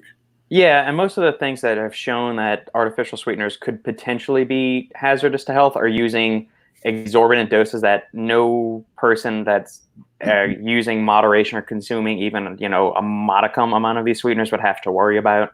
There is some gut alterations with, I believe it was sucralose, but I also think that was in obese subjects, so that's kind of a confounding variable there, because we know there's some metabolic disruption and some things that don't jive with normal people of healthy body weight that aren't combating metabolic syndrome. So you've also got to figure that in there too. Look at the study population, what pre-existing conditions do they have, and how much were they given of these artificial sweeteners? Before we move on to the next question, Robert, I just want to let people know that if you check out the link below, there's a link to a private forum. Robert has a Q&A. I have a Q&A. I'm moving my group to my website to get it off Facebook, as I mentioned earlier in this video. Robert and I are also considering maybe monthly Zoom meetings for members of that forum, so everybody can chime in, have some little bit more one-on-one. So if you're interested, check out the link below to the forum. It is $9.99 to join, but that's a lifetime entrance. It keeps out the riffraff, keeps the serious people in, and keeps it less Facebook-like, if you will. All right, Augustine, by the way, you guys are awesome. Thanks for your advice, and thanks for the good questions, Augustine. Yeah, thank you. Peer Bullfit, Robert, yeah, that was part of the PhD study saying that people can accurately predict failure were done with well-trained lifters, not novices. That's a very good point. The more experienced you are with something, the more you are able to judge your margin of error, I would say, if that's fair. Agreed. Sally, do you have any suggestions of a pre-workout without as much caffeine? My body doesn't react well with caffeine. Robert? Yeah, I can give you some suggestions for completely stim-free or caffeine-free pre-workouts, and then I'll see if I can come up. As far as a low stim pre-workout option, you may be best served by getting a stim-free, just like a stim-free pump kind of pre-workout, and then adding on a nootropic to that, because most nootropics only have between 100 to 200 milligrams of caffeine, and they've got some other things that kind of get your brain feeling all happy and focused. So to take the place of needing 400 or 500, 600 milligrams of caffeine. So as far as non-stim pre-workouts to consider, Performax Labs Vasomax is good. Morphogen's Volugen is a good one. Apollon Nutrition Bare Knuckle. It's Hooligan Bare Knuckle is their stim-free one. Their stim one is called Hooligan. That's got 700 milligrams of caffeine. I don't recommend you go with that one if you're sensitive to caffeine. Did you say 700? 700, yeah. 700. I've got a tub of it back there. Good grief. I've never done a full scoop of it. Some other good stim-free ones. Plasm Surge by Glaxon is really good. Any of those are really solid. Mega Pre White, the white tub from Primeval Labs is a good one. Yeah, those are some really solid options you could just try right there. That's 5 or 6 of them right off the bat you can use. Or send me a DM and I'll type up the list and give it to you. Yeah, Sally's a client of mine, so I can shuttle things her way. Kazuri Ogami, how much protein synthesis happens in the body when not training? Robert, I'm going to chime in and then I'll let you fill in the gaps or tell me if I'm wrong. People tend to view the human body as very, very fragile. And from my understanding, when you eat food, it is turned into chyme. Chyme is in the intestines, and the digestion of this chyme or this food soup, if you will, is slowed down or sped up based on the body is very efficient at not wasting what you eat to a reasonable degree. So when it comes to protein synthesis, training or not training, the body is very efficient at slowing down or speeding up things like protein synthesis when it is needed or not needed. Would you recommend continuing protein supplementation when not training, like you suggest with creatine? Do I suggest protein supplementation? I would suggest training or not training, you consider having a balanced diet, a more balanced diet, making sure protein is balanced in that mix. Any thoughts on these questions, Robert? Yeah, I would say realize that protein synthesis and protein breakdown are they're constantly in flux in the body. So your body is always in the process of breaking down old tissue and building new ones. So try to look at it from more of a global perspective than just like a minute-to-minute basis. If you're not resistance training, then you could make the argument that your protein needs won't be as high because you're not stressing your body as much and providing as much breakdown in there to where you will need to rebuild as much from one day to the next. At the same time, consuming a higher protein diet may help you hold on to a more lean body mass in the event that you're not able to train as regularly as you need to. And I would only recommend using protein supplementation if you can't get enough protein in from whole foods, or it's just easier to get some protein supplementation in there. But remember, it's a supplement. It shouldn't be the main source of protein in your diet. Thanks, Robert. BenOnAdventures, my Olympic barbell is a Weider one that goes up to 500 pounds. The name Weider is slowly disappearing day by day, but I didn't know his company still was involved in things like manufacturing barbells and stuff like that. Rocky or Joshua, would you recommend avoiding whey protein that is BCAAs and go for 100% whey? I'm going to assume that he means whey protein that has added BCAAs, because any protein source, whether it's whey, casein, chicken, beef, pork, fish, protein is made of amino acids, and that includes the essential amino acids, EAAs, and BCAAs. So what you want to be on the lookout for is whey protein powders that have added BCAAs into them, because sometimes this goes back to the whole protein spiking thing where companies were putting in, they were fairy dusting in some whey protein powder and then jacking it full of really cheap amino acid fillers like arginine, creatine, taurine, lysine, all of this shit. and artificially inflating the protein contents of the protein powder. My best advice is to one is that you don't need to add extra amino acids to a whey protein powder. Whey protein is highly bioavailable. It's already rich in all of the essential amino acids, including the 3-BCAA. So you could just go for a really good quality whey protein powder. Don't worry about making sure it has added BCAAs. That's a waste. One thing, and Robert, I want you to answer this if you don't mind. When people add things to whey protein is relatively expensive, all things considered. And when people put things into whey protein, it basically makes it cheaper per ounce, if that makes sense. The cost cheaper per ounce. Yeah. Is that possibly, Robert, one of the reasons why they're adding it in, to make it look sexier, but actually bring down the overall cost per ounce? Yeah, I definitely. They're filling it up with crap just to make it look more appealing, but it's not. Just go with plain protein powder. There's also all these other things. There's a couple of protein powders that have put this ingredient called velocitol into whey protein, which again doesn't make sense. The lone study that's been done on velocitol was using a suboptimal amount of protein powder. So they were giving athletes 6 grams of protein and then this little 2.5 gram complex of chromium and amylopectin that showed that you could get an equivalent boost in muscle protein synthesis from a suboptimal dose of protein as equivalent to 25 grams of protein. So adding this velocitol into an already highly bioavailable form of protein like whey protein, and assuming you're getting 25, 30 grams of it in a single shot, you don't need to add anything into it. That is a robust enough dose of protein to maximally stimulate muscle protein synthesis and give your body all of the amino acids it needs to get the metabolic machinery in motion.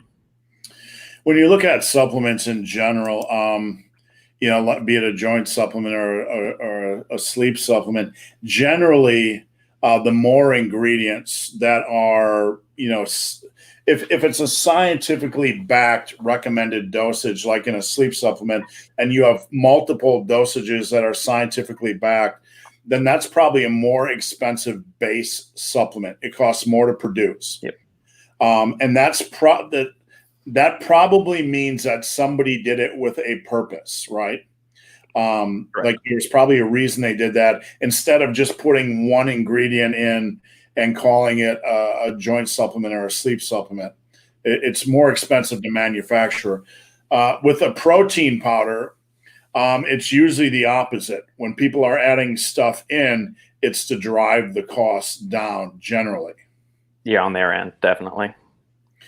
All right, Augustine, people say that we should avoid soy proteins because of phytoestrogen. Is it true that we should, and also do other sources of food not have estrogen, such as milk? That's a very good question, especially in the landscape where we're feeding our livestock hormones. What do you think, Robert? The narrative on soy proteins causing gyno and giving guys man boobs and all that stuff, it's really been blown out of proportion. They've had a review come out a couple of years ago showing that soy protein and all the phytoestrogens do not need to be feared. If you're consuming, a 1 soy shake a day or something, or if it's lumped in, if they use soy protein a lot in protein bars because it improves the texture, especially of the baked protein bars, you don't have anything to worry about. Again, it's the dose makes the poison. Having a little bit of soy here and there is not going to make you start growing a pair of breasts. You'll be fine. And what about things like milk? Is there any estrogen issues in with all these hormones? No, there's no hormones that are passed on to my knowledge in the milk, so you should be fine. I will say that if phytoestrogen was an issue, folks like me and Alan Roberts and Infinite Algae Intensity, with our sushi obsession and all the soy sauce we consume, we'd probably be weak, saggy bags of fill in the blanks. Yep. Aztec, when it comes to protein and water intake, the recommendation should be based on the scale or lean body mass. I'll let you lead on that one, Robert, and then I'll fill in the gaps. I would say it kind of depends on what your current body composition or body fat percentage is. So if you're a relatively lean individual, anywhere between like the 12 to 20% range, then you can probably use just the weight on the scale. You don't need to worry about your lean body mass. If you're somebody that is very overweight or obese, then using the lean body mass would probably be a better recommendation to titrate out your protein needs for the day. Right. For guys that are underweight, eat your protein based on where you want to be. I don't want underweight guys or skinnier guys can be very complex in that they can have fast metabolisms and not a lot of lean muscle mass as the average male. So in that case, if you're eating 3,600 calories a day and only 110 grams of protein, it doesn't make sense. So as a general guideline for all my male clients, I tell them to aim for 150, not just for muscle growth as a minimum, not just for muscle growth, but also dietary balance. So water intake, I run into a lot of people that I coach that struggle with water intake. They don't like the taste of water, or they simply are sipping, and don't find that they're drinking enough water. I don't like to arbitrarily advise taking X amount of water, but what I will say is if you are somebody that really struggles to get in water, what I advise for clients like that is to wake up, pound a 16 or 20 ounce, thing of water and get your day started off on the right foot. All right. We got that one out of the way before. Buffalo's ab skis. I'm trying. I don't know. Well, thanks for donating that amount of money, man. I really appreciate it. That's a big hitter. So thank you. I have lost 30 pounds on the one meal a day. I am a physician, and this works perfect for me to have a big meal when I get home because I work 60 hours a week. Any thoughts on this diet, Robert? I'm gonna lead with this. Back in the day, I ran into Ori Hofmeckler and the Warrior Diet. This was long before there was intermittent fasting or it was a thing.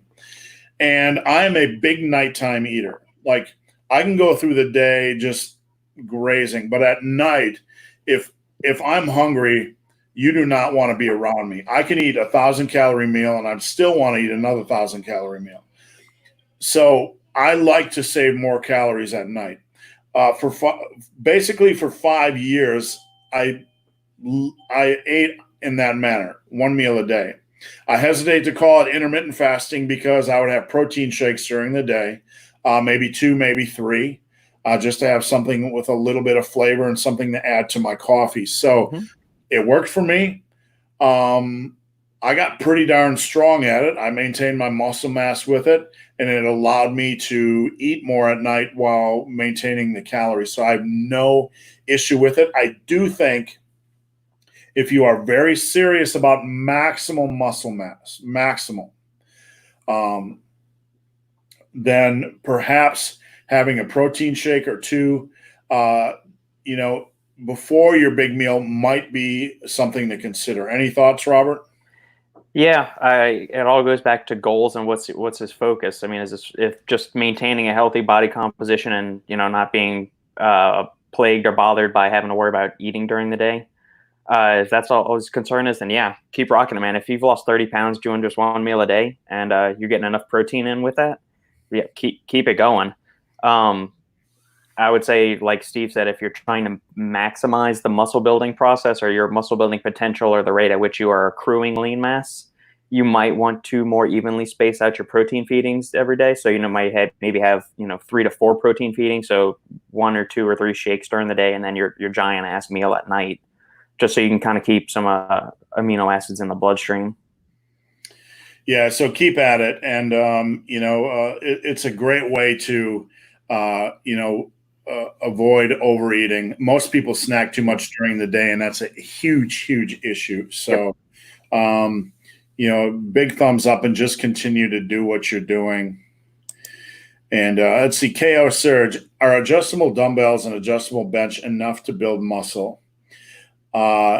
If you just give me dumbbells and a bench, absolutely. There are going to be challenges. Like it's much harder to train legs with dumbbells.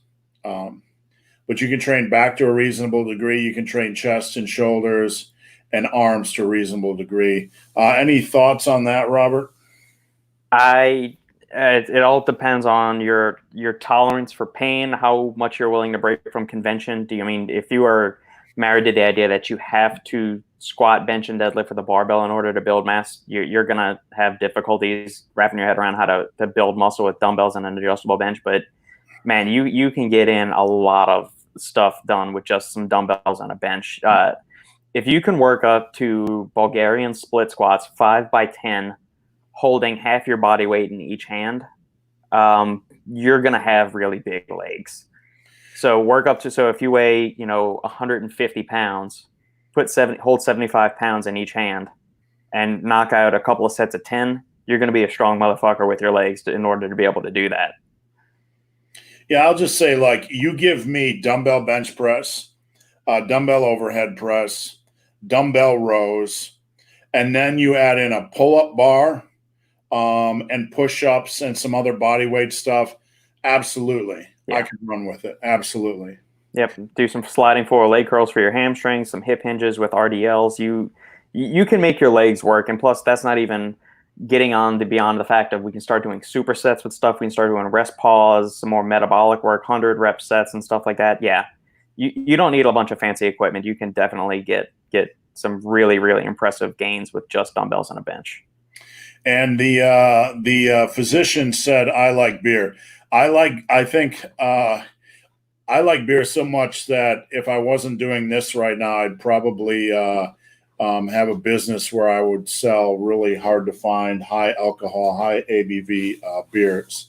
But I got to stay fit and sexy because my wife here, what are you eating, eggs? I've got to go and eat something. I'm starving. Hi, Fiona. Hello. I would what? I would leave you. No. I'm just saying I got to keep up with you. But yeah, I mean, beer. I'm a big beer fan. I love the high alcohol beers, stouts and IPAs, and so I feel your pain.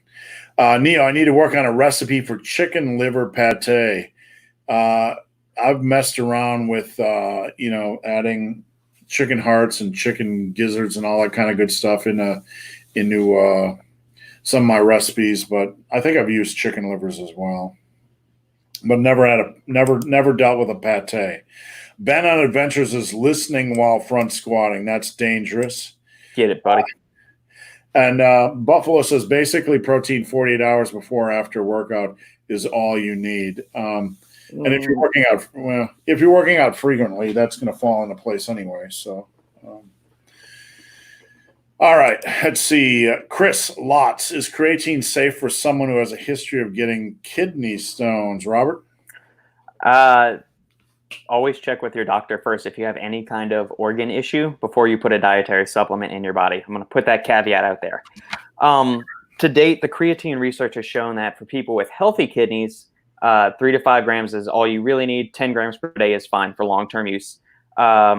People with kidney issues they've only done some short-term studies as far as creatine supplementation with people with kidney issues.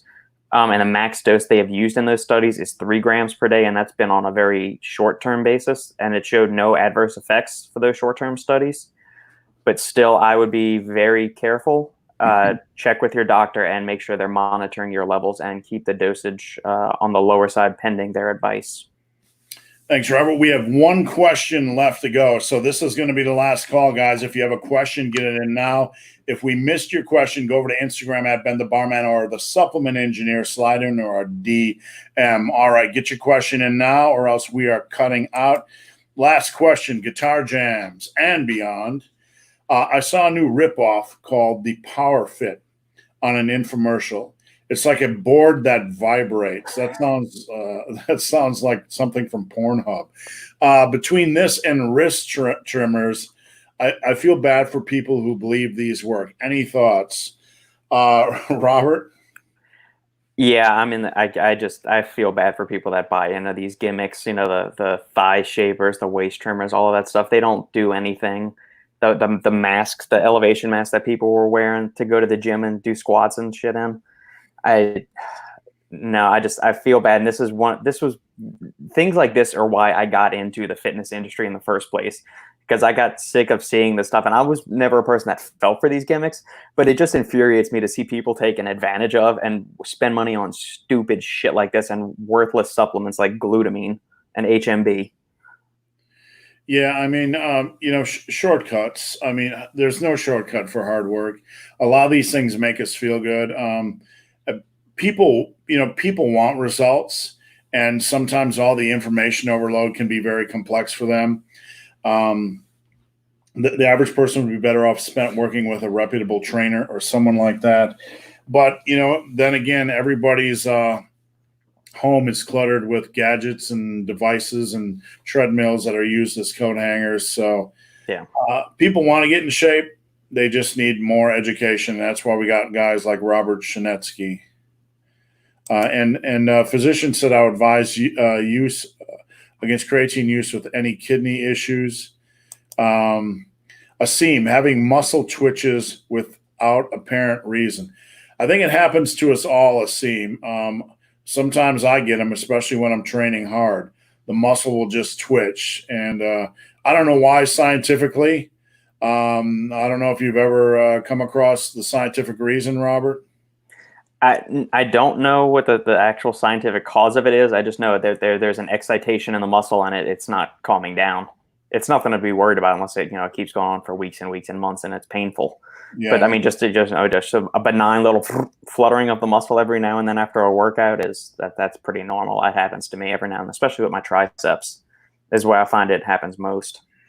Eric John, boron effective for lowering SHBG or is it BS? This might be the question of the day. Yeah, so sex hormone binding globulin is a protein. There is some research to show that a dosage of 11.6 milligrams of boron citrate per day, boron supplement per day, did help lower SHBG levels and boost levels of free testosterone.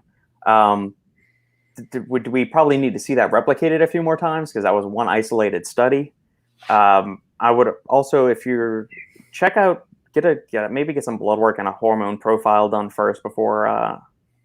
Because if it's weird that you would just be singling out SHBG and not wondering about testosterone, cortisol, all of the other sex hormones that are going on. But yeah, to answer your question simply, yeah, boron was shown to be effective in one study using 11.6 milligrams for lowering SHBG levels in men. Thanks, Robert. Augustine, are raw bulk protein powders advisable? Do protein powders need digestive enzymes, etc.? Robert? Raw bulk protein powders, that makes me think it's unflavored, and you're just getting a tub of unflavored whey, and that's going to taste horrific. Right. I mean, if you're going through something like a bulk protein powder, something like True Nutrition or My Protein, where you're just buying a giant vat of protein that's been flavored and processed and all that stuff, yeah, sure, that's fine. That's fine to get. Or you're going to like bulkpowders.com and getting some kind of flavored protein that's affordable. Yeah, that's okay. But just going for unflavored whey protein, that's going to be, that's really gross. Really, really gross. Yeah, you might be able to use it for baking, but yeah. Do protein powders need digestive enzymes? I think you can make an argument that plant proteins are, and there is actually a new patented ingredient coming to market in the next couple of months that shows that adding it to a plant protein blend gave it a similar elevation and uptake as whey protein. But for something like regular whey protein or whey protein isolate, no, they don't really need digestive enzymes unless you are lactose sensitive. Then maybe putting in there something like lactase, which is the enzyme that helps break down lactose, could be beneficial. But if you're an otherwise normal functioning human being with no GI issues from whey protein, I don't really think you need digestive enzymes. The body's pretty astute at taking what it needs. Thanks, Robert. Whoops, I almost clicked on the wrong one here. Any brain boosting supplements worth taking fairly regularly other than caffeine? Yeah, there's several of them. It kind of depends on what you're looking for and what areas of cognitive function you're looking to boost. Some that I'm in favor of taking daily. So with nootropics, you want to cycle some of them, and then other ones you want to take for prolonged time because they don't offer much acute benefits. But over weeks and weeks of taking them, they have been shown to provide benefits. So one of those is Bacopa monieri. I use Nootropics Depot for all my bulk nootropic purchases, by the way, just for anybody. I don't make any money off of that, but they are a high quality company because there's a lot of shitty nootropic suppliers out there. So Nootropics Depot is a really good quality one. I get their Baccagnized Bacopa Monieri, 300 milligrams every day. I also tend to take Rhodiola rosea, the 3% salidroside, 1% Rosavin, and I do 200 to 300 milligrams of that every day. And that's kind of it's an energy boosting nootropic that is not stimulating like caffeine. So if I'm doing an afternoon work session, I don't really want or need any more caffeine, but I'll do something to kind of get my brain going. I'll use that. If you don't get enough choline in your diet, something like CDP choline around 250 to 300 milligrams per day could be good. You could also look at alpha GPC. Tyrosine, regular L-tyrosine, not N-acetyl L-tyrosine, is because acetyl L-tyrosine is the crappy form of L-tyrosine, even though a lot of supplement companies will say it's the better form. Just go with regular L-tyrosine. That stacks really well with caffeine. And it has been proved to have some anti-stress benefits, but also some cognitive improvement benefits as well at the 2-gram dose. And I also like theacrine or teacrine. That pairs exceptionally well with caffeine to kind of give it a longer lasting effect and energy boosting experience. And my last one that I will say is acetyl L-carnitine, Alcar. It's a powerful antioxidant for the brain, also improves fatty acid metabolism, and it's got several other cognitive benefits as far as improved mood, improved cognitive function, thinking, memory, those kind of things. That's a very high level. We can get into some more nuanced things about when you should take them and stuff like that if you want to do like a consult or something. But that's from like a high level view. Those are some of my favorite ingredients that I use fairly regularly. Thanks, Robert. Zach also has a follow-up question. I'm going to attack this first. On the subject of caffeine, is it advisable to set a daily limit or just cycle on and off? Zach, the issue I have with cycling on and off is, caffeine headaches. The body's reliance on caffeine kicks in fairly rapidly. Yeah. And to put yourself through the cycling off and the mental issues, maybe perhaps the physical issues, the adaptation, and the headaches is not worth it to me. Robert, any thoughts on that? Caffeine and coffee and tea have been extensively studied. They are fine to consume daily, provided, and they've done enough studies where people consuming upwards of like 6 to 10 cups of coffee also have the greatest longevity compared to people that don't. But there's so many other factors of lifestyle factors. Usually people that drink coffee are out socializing or, they're more active and things like that. Do I feel a need to cycle off caffeine? No. But I'm fortunate in one of those people that I metabolize caffeine really well. And even on days that I don't have caffeine, I don't get those withdrawals. I don't get headaches or anything like that. I'm also not really jittery with caffeine. I could take 600 or 700 milligrams at once and I'd be fine.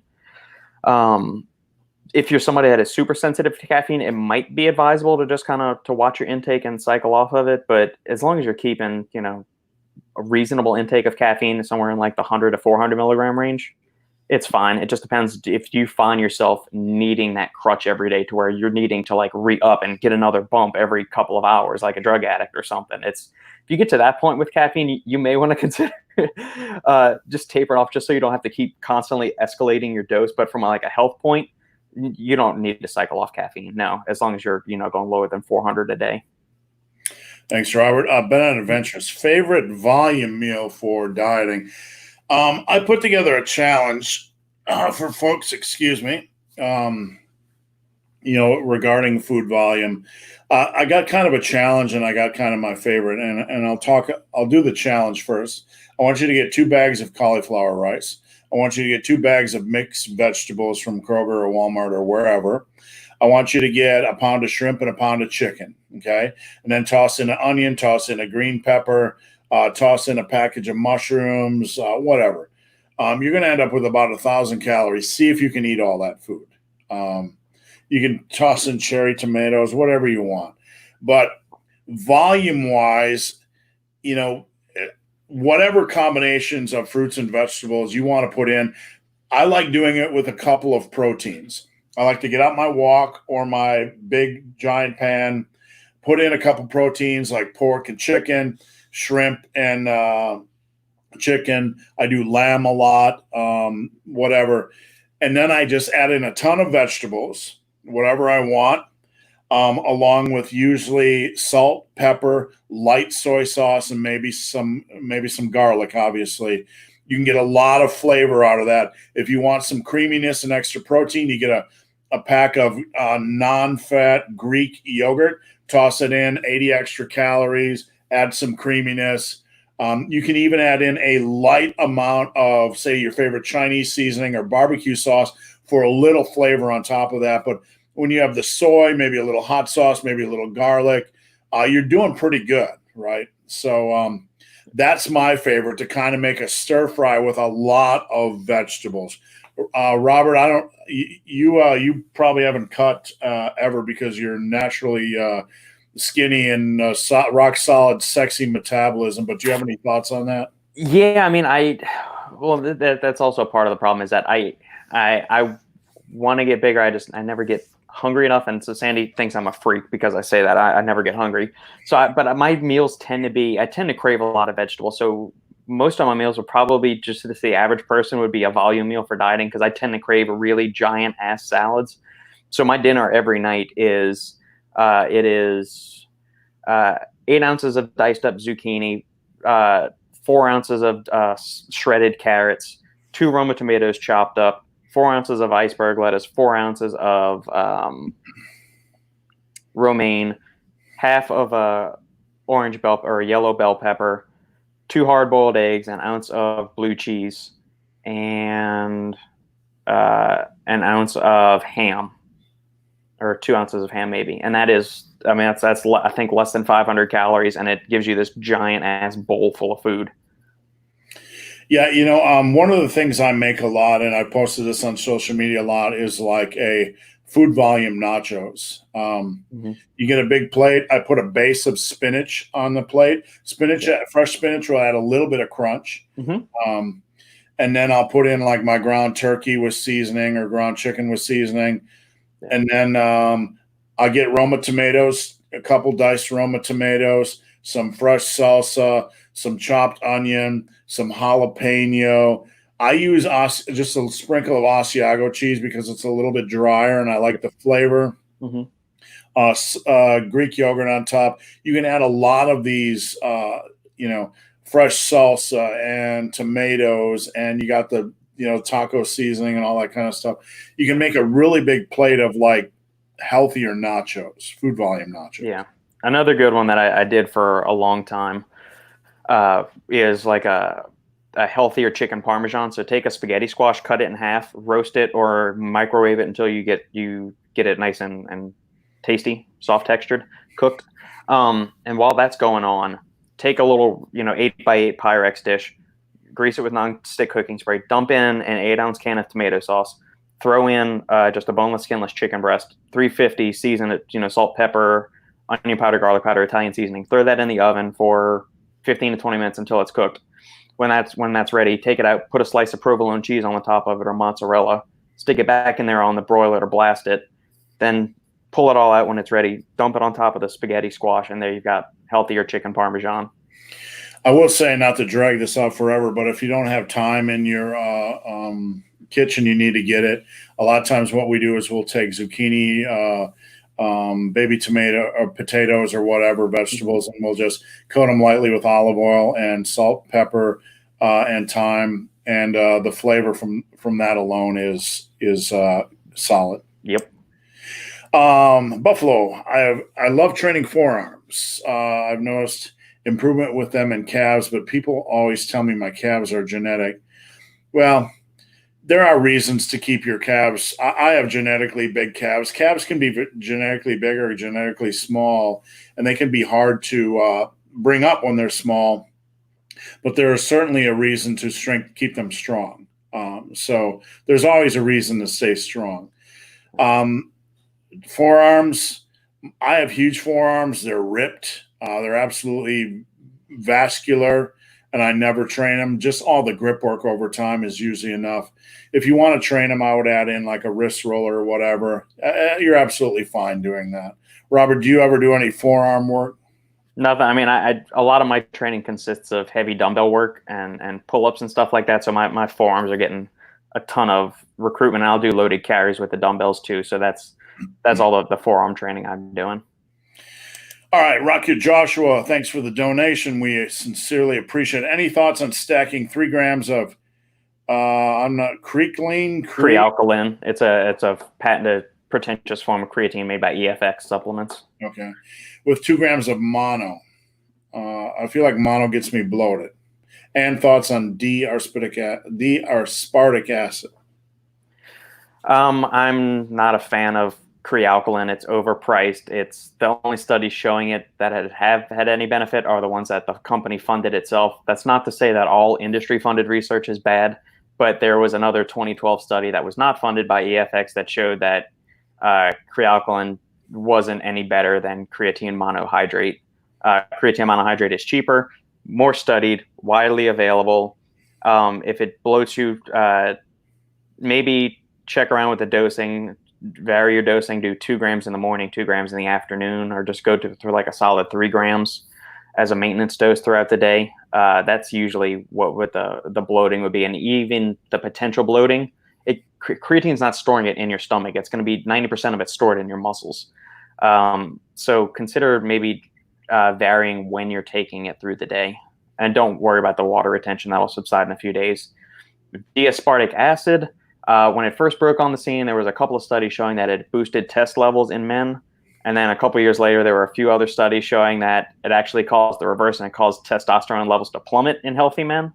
The most beneficial population for which I would consider maybe it being useful is the over 50 crowd. If you're not over 50, don't worry about D-aspartic acid. All right, thanks. And let's see, let's rock this up. BenOnAdventures, thank you. Thank you, Ben, for tuning in. We appreciate it. Zach, differences in muscle building potential for early intermediates versus in a slight deficit versus maintenance versus slight surplus. All right, let me process that. You're an early intermediate, so you probably packed on maybe 10, 12 pounds of mass in a slight deficit versus maintenance and a slight surplus. First off, you got to be training hard.